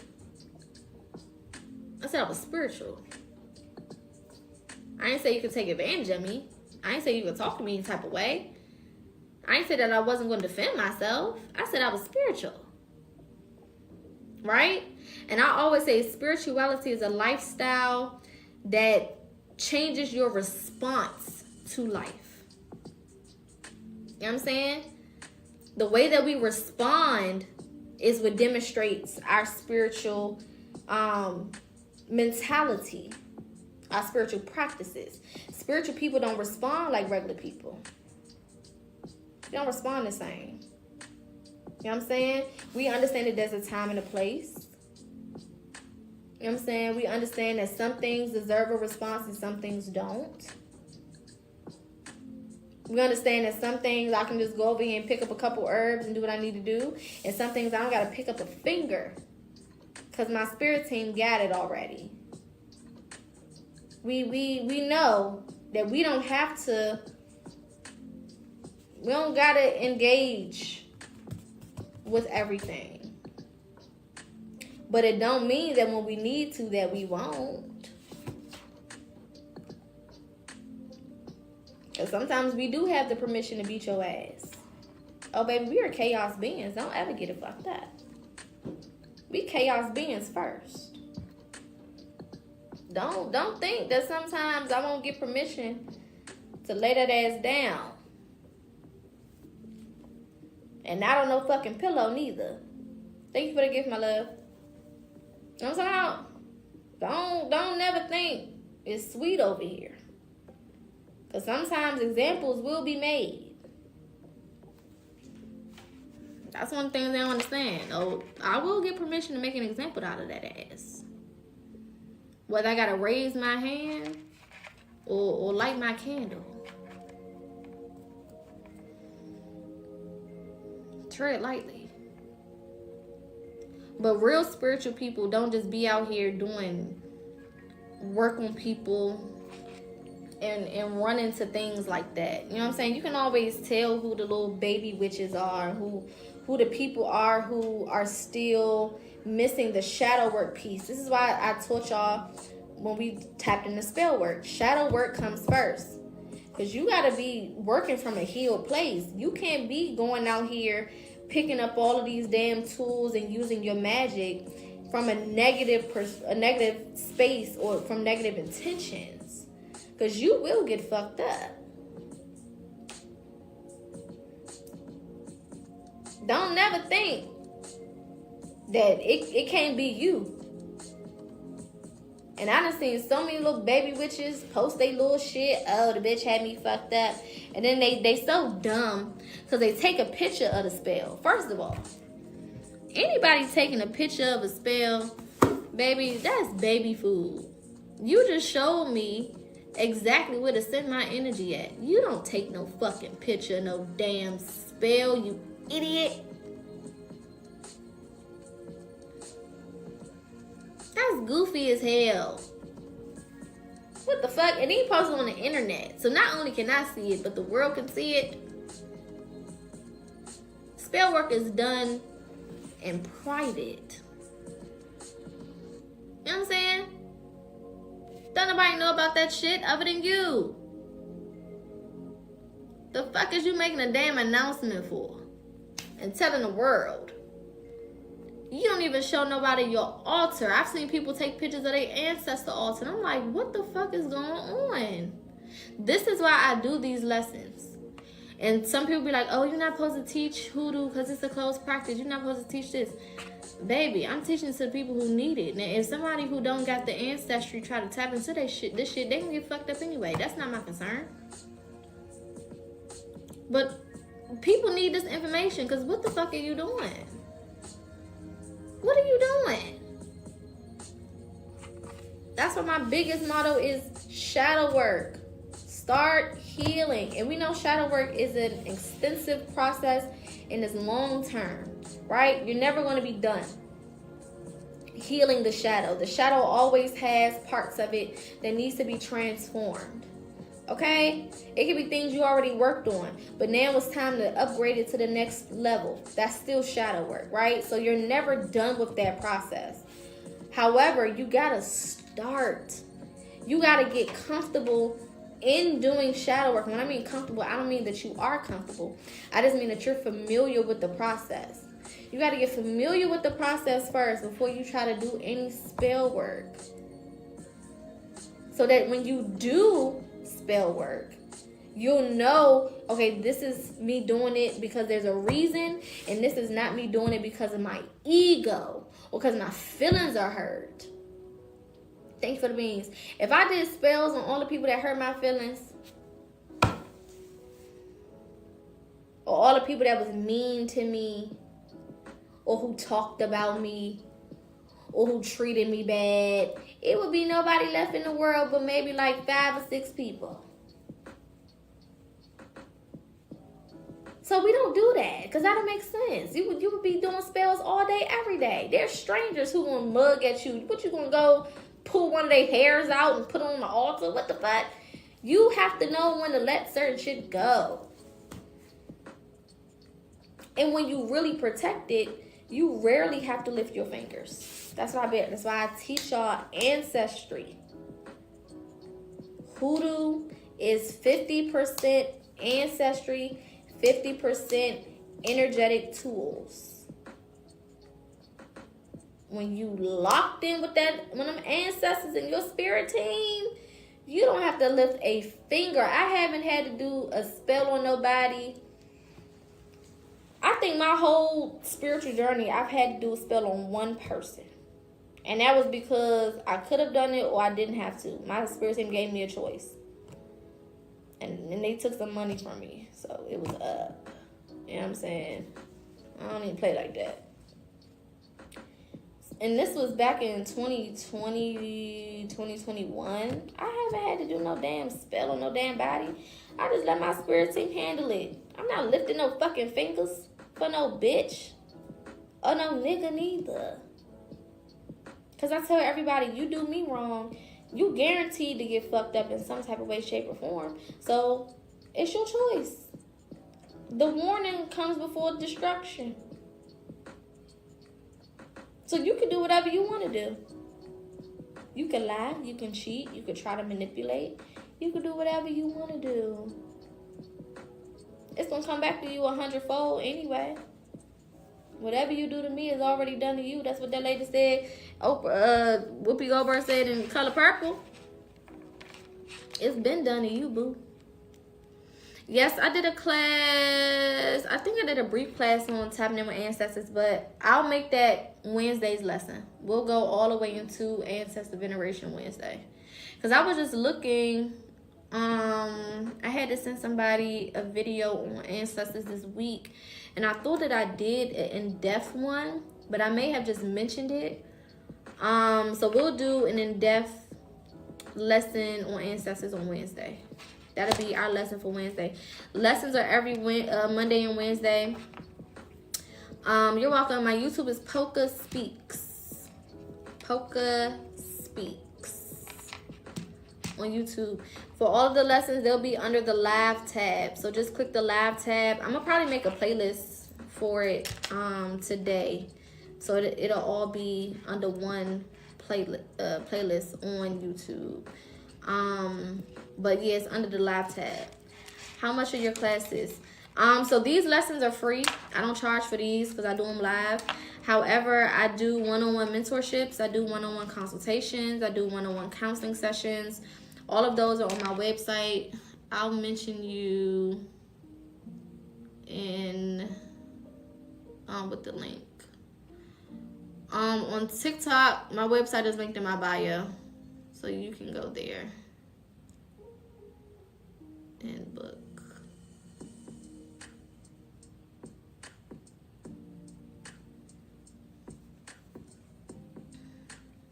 Okay. Everyone that dies in my family always comes to me in my dreams. So I hope that you write them down. Why do you think the people in church can't continuously comprehend the correlation? Lack of knowledge. Most of it is lack of knowledge. And a lot of them don't want to understand. They feel like, and this is how I felt when I first started tapping in myself coming from church. You feel like you've been made to feel so wrong about the things outside of Christianity, that even though you feel something is off and you don't agree with certain things, you still can't really push yourself the way you want to break free from the confinement of religion. So it's like this tug of war, this tug and pull type of energy, where you feel called towards something else. You may not know specifically what that something else is, but a part of you can't let go of what it is that you already are familiar with, simply because of the fact that it's so instilled. It's been so instilled in your energy, for so long, and it's been a part of you for so long. It's just hard. It makes it complicated. You know what I'm saying? It makes it complicated. It's difficult to remove yourself completely, and it's a process. It took me at least 3 years to fully separate myself. You know what I'm saying? In the beginning, I was studying spirituality behind closed doors and still going to church and participating for, a while, before I finally was like, fuck this shit. You know what I'm saying? I finally gave myself permission to go with my gut and not operate out of fear. A lot of it is fear-based. You know what I'm saying? And you gotta think about it. Christians, they're told from the time that they pop out their mama coochie that they're gonna go to hell if they don't do X, Y, and Z. That's traumatizing. That's almost as bad as the generational effects from slavery. It's literally, I see that shit neck and neck. Like, we are still affected genetically from slavery. You know what I'm saying? We still have a lot of things that we do because of slavery. And now, you mix religion and how fear-based it has always been into it. It's the same shit for me. You know what I'm saying? So letting that go, getting past that fear, like even when I started tapping in with my ancestors, and I started with my granddaddy. I love my granddaddy. My granddaddy loved me. You know what I'm saying? He was my favorite human, period. And even tapping in with him, I felt like I was betraying somebody or something. Or there was always that thing in the back of my head, like, oh, what if all of this is wrong and you do go to hell? Oh, bless me. So I was back and forth with that for a while. You know what I'm saying? I was kind of hopscotching, piggybacking that. You know what I'm saying? You know how, like, when we be playing double dutch, you be like, and before you actually jump in? That was me for a minute. Like I said, it took me at least 3 years for me to finally feel comfortable enough to make that transition completely out of religion.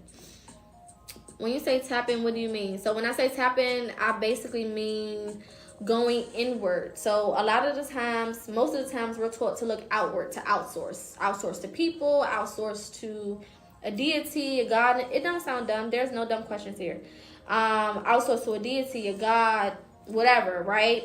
So tapping in is you going internally. Instead of me asking all these questions, all these different people, it's almost like meditation. I'm going to ask myself, you know what I'm saying? Because asking yourself questions is very helpful.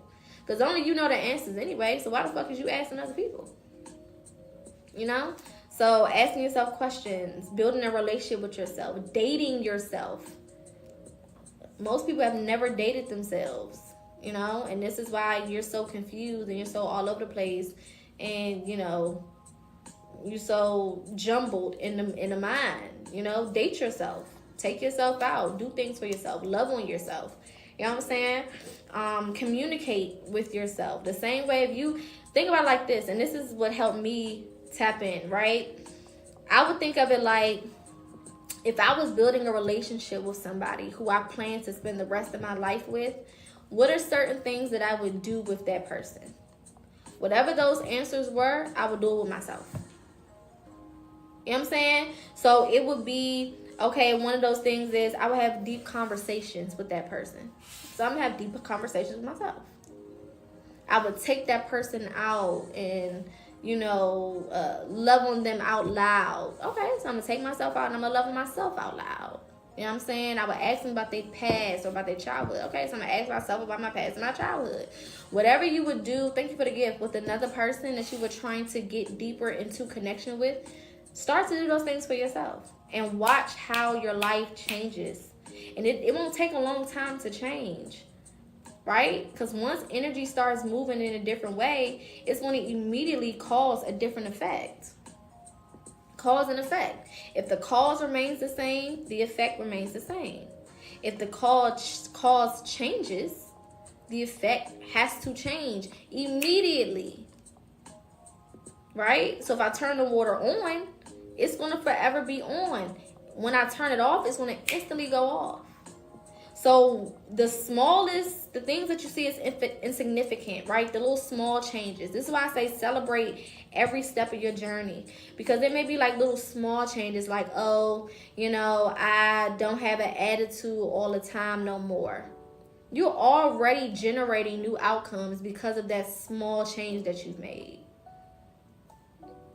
Oh, I left my ex, or I left the person that I used to be with, but I still miss them. You can miss them forever. You're still already generating different outcomes based on that little change that you made.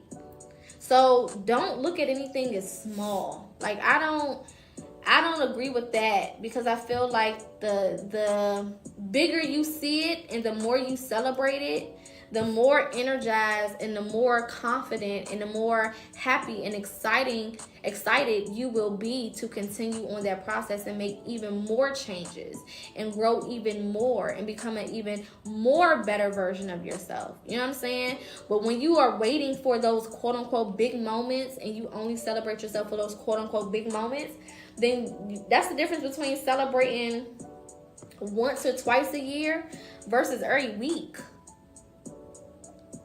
Or every other day, or multiple days back to back. You know what I'm saying? Imagine somebody celebrated you for every single little thing that you did. Imagine how your quality of life would be. Imagine how your confidence would be. Imagine how you would feel about yourself. If every time you made a change, no matter how small it was, even if it was just a change in your mentality, and somebody celebrated it, They bought you something, or they gave you something. They just say, good job, or I'm so proud of you. If you had that every single time you made a change, you would be more excited to change. You know what I'm saying? You would feel more confident in regards to the changes. Even when you're challenged in life, you will face those challenges differently with your head held high, because you know that there's going to be something to celebrate. There's going to be somebody telling you good job. There's going to be somebody giving you a gift or taking you out or giving you some ice cream or something. Right? So if you did those things for yourself, number one, you're going to feel more confident internally. It's going to promote more growth, right? Because good people, when you feel good, you do good. When you look good, you do good, right? But also, because we attract who we are, you're going to start to attract other people who want to celebrate you just as much. And who also celebrate themselves. As above, so below. As within, so without. So everything that I do for myself, I'm then creating a mirror for people to come into my life and do the same fucking thing. So there is nothing too small. There is no change too little that you can't celebrate. You know what I'm saying? And when I say people will come in your life and celebrate you, I mean strangers. Random ass people who don't know you from a can of paint. They'll want to buy your drinks or buy your food or give you a couple dollars. You know what I'm saying? Or just give you a compliment or hold a door for you. Just random shit they'll want to do for you because you exude that energy, and their energy will resonate with it, and they'll give it back to you. The same way that when you feel good, you go do good things for people. When you're in a good mood and you got a nice little pocket of change, you can only have $20. But you got a nice little pocket of change, you can only have $20. But you may give away 15 of that 20. Just because you're in a good fucking mood. I feel good. I want to buy the person behind me food. Go ahead and put that shit on my card. Pay it forward, right? So those energies work together. You start to attract people who are also paying it forward. right? Because when you feel good, you do good shit. Not just for yourself, but for other people too. That's why I say date yourself, because the more you date yourself, number one, you want to figure out more of who you are and what you want out of other people, right? Because you'll start to heal. A lot of what we think we want is more so superficial, and it's based on society. I thought I wanted a lot of different things until I started dating myself, and I was like, I actually really don't give a fuck about that. You know, or maybe that was tied into a childhood trauma. Like I used to grow up and be like, oh, I gotta date, you know, somebody that's like a basketball player or football player, or somebody who's getting this amount of money and blah blah blah blah. Until I started dating myself, and I said, Poca, baby, that's from trauma. You only want that because you came from a very hard childhood where money was not easily accessible. You didn't have all the things that you wanted. So you going into this completely superficially, materialistically. You're not really looking for love and companionship and partnership. You're looking for a sugar daddy. And I had to wake that up within myself. And I said, oh, okay, well, let me go heal that. So the more you date yourself, it'll pinpoint literally to you your next thing to heal, your next thing to work on, your next thing to fix about yourself, right? Because shadow work is continuous. And a lot of people say, okay, well, what do I do next? I did this and I did that. Well, what do I do next? Okay, well, what do I do next? I did this and I did that. Well, what do I do next? When you're actively in relationship with yourself, the next thing will be thrown in your face. Thank you for the gift. That next thing gonna be dropped right on your doormat. Right at your front door, like Amazon. Same day delivery. Here's the next thing. Work on that attitude. Work on that self-love. Work on that confidence. Here's that childhood trauma. Work on them triggers. You triggered over this. Why are you so triggered? You need to figure that out. Why does this get you so in your feelings? You need to figure that out. Why does this bother you so much? You need to figure that out. Right? Life will start happening. And your experiences, you'll have different experiences. You're like, hold up. Why do I act like this over here? Why do I act like this over here? Why does this type of thing make me feel this type of feeling? You know what I'm saying? Why does this trigger my attitude? Why does this trigger my anger? You start to pinpoint all of those different things because you're in such close connection with yourself. For example, when you dating somebody and you've been with somebody for a while and you've learned them, you know immediately when that person's energy is off. And you don't even gotta be around them. They can send you a text and be like, something wrong, you texting me. Something wrong with this text message. What's wrong with you? They can look a certain type of way, like, you look like, what's wrong, what happened? Their tone of voice, their energy that they exude, you will know immediately something is off. That's how you should be with yourself. And the reason why we get into so many bad relationships and environments and friendships is because our radar for ourselves is fucked up because we haven't been spending the time with ourselves.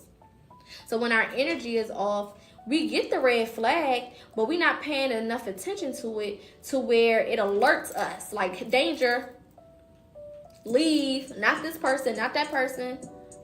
You know what I'm saying? Let that go. Don't go no further. Our radar is off, so we're not reading the room properly. Because you're not spending that time with yourself. Versus when you spend some time in isolation, and it's just been you with you, and that's it for a little minute, couple weeks, couple days, couple months, for some people, couple years, you know immediately when something is off. Immediately. It don't take no motherfucking time. That's how it should be. You shouldn't know anyone better than you know yourself. And if you know anybody better than you know yourself, you know that you got some shit to work on. And it's a process, so don't think it's going to happen overnight. That's the biggest thing. It's not going to happen overnight. But it will happen.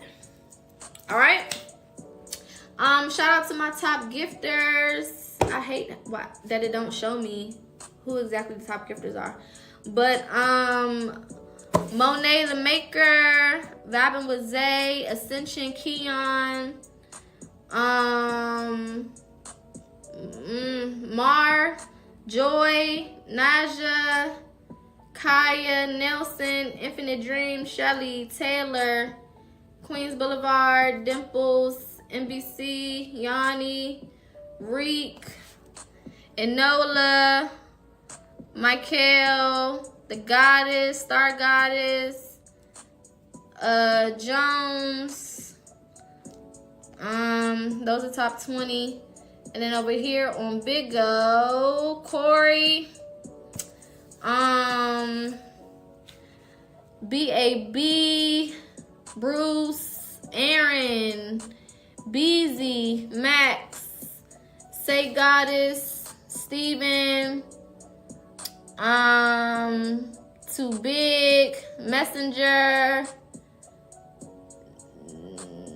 Neil, Now, The Legend, Silent Mystery, Big Maceo, Exotic Top 2, Ali, Jamar, and Bree. Shout out to all of you guys for contributing.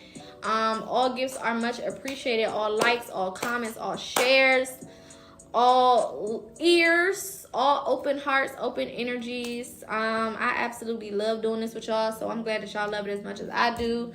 Tomorrow, Friday, I was supposed to do a spring equinox reading for each of the zodiac signs. I didn't do that because Friday I was drained, and I just needed to rest, so I didn't do that. But I will be doing that tomorrow. So tomorrow's reading, I'll be doing readings for each of the 12 zodiac signs pertaining to the spring equinox or the new year that we just entered into on the 20th. So make sure that you come for that. I'll be live between 4:30 and 5 p.m. So make sure that you are in attendance. Other than that, light and love. You guys enjoy the rest of your day. Again, thank you for your energy. Thank you for coming through. Thank you for trusting me and my spirit team and my messages and my breakdown of things. I'm glad that you guys resonate with it. It means a lot. Gratitude to everybody for showing up and sticking around, for those who have been here from the beginning and those who just stayed whenever they popped in. I appreciate it. Thank y'all for having my back too, because y'all was getting people together in the comments, and I loved it. That's why I ain't say shit. I just said, okay, I don't need to say nothing because they reading them down in these comments. Shit, fuck, it sucks to suck, you know? But anywho, love and light to all of you guys. I will see y'all tomorrow. Be safe, be good, and make sure that y'all tune in. All right? Peace.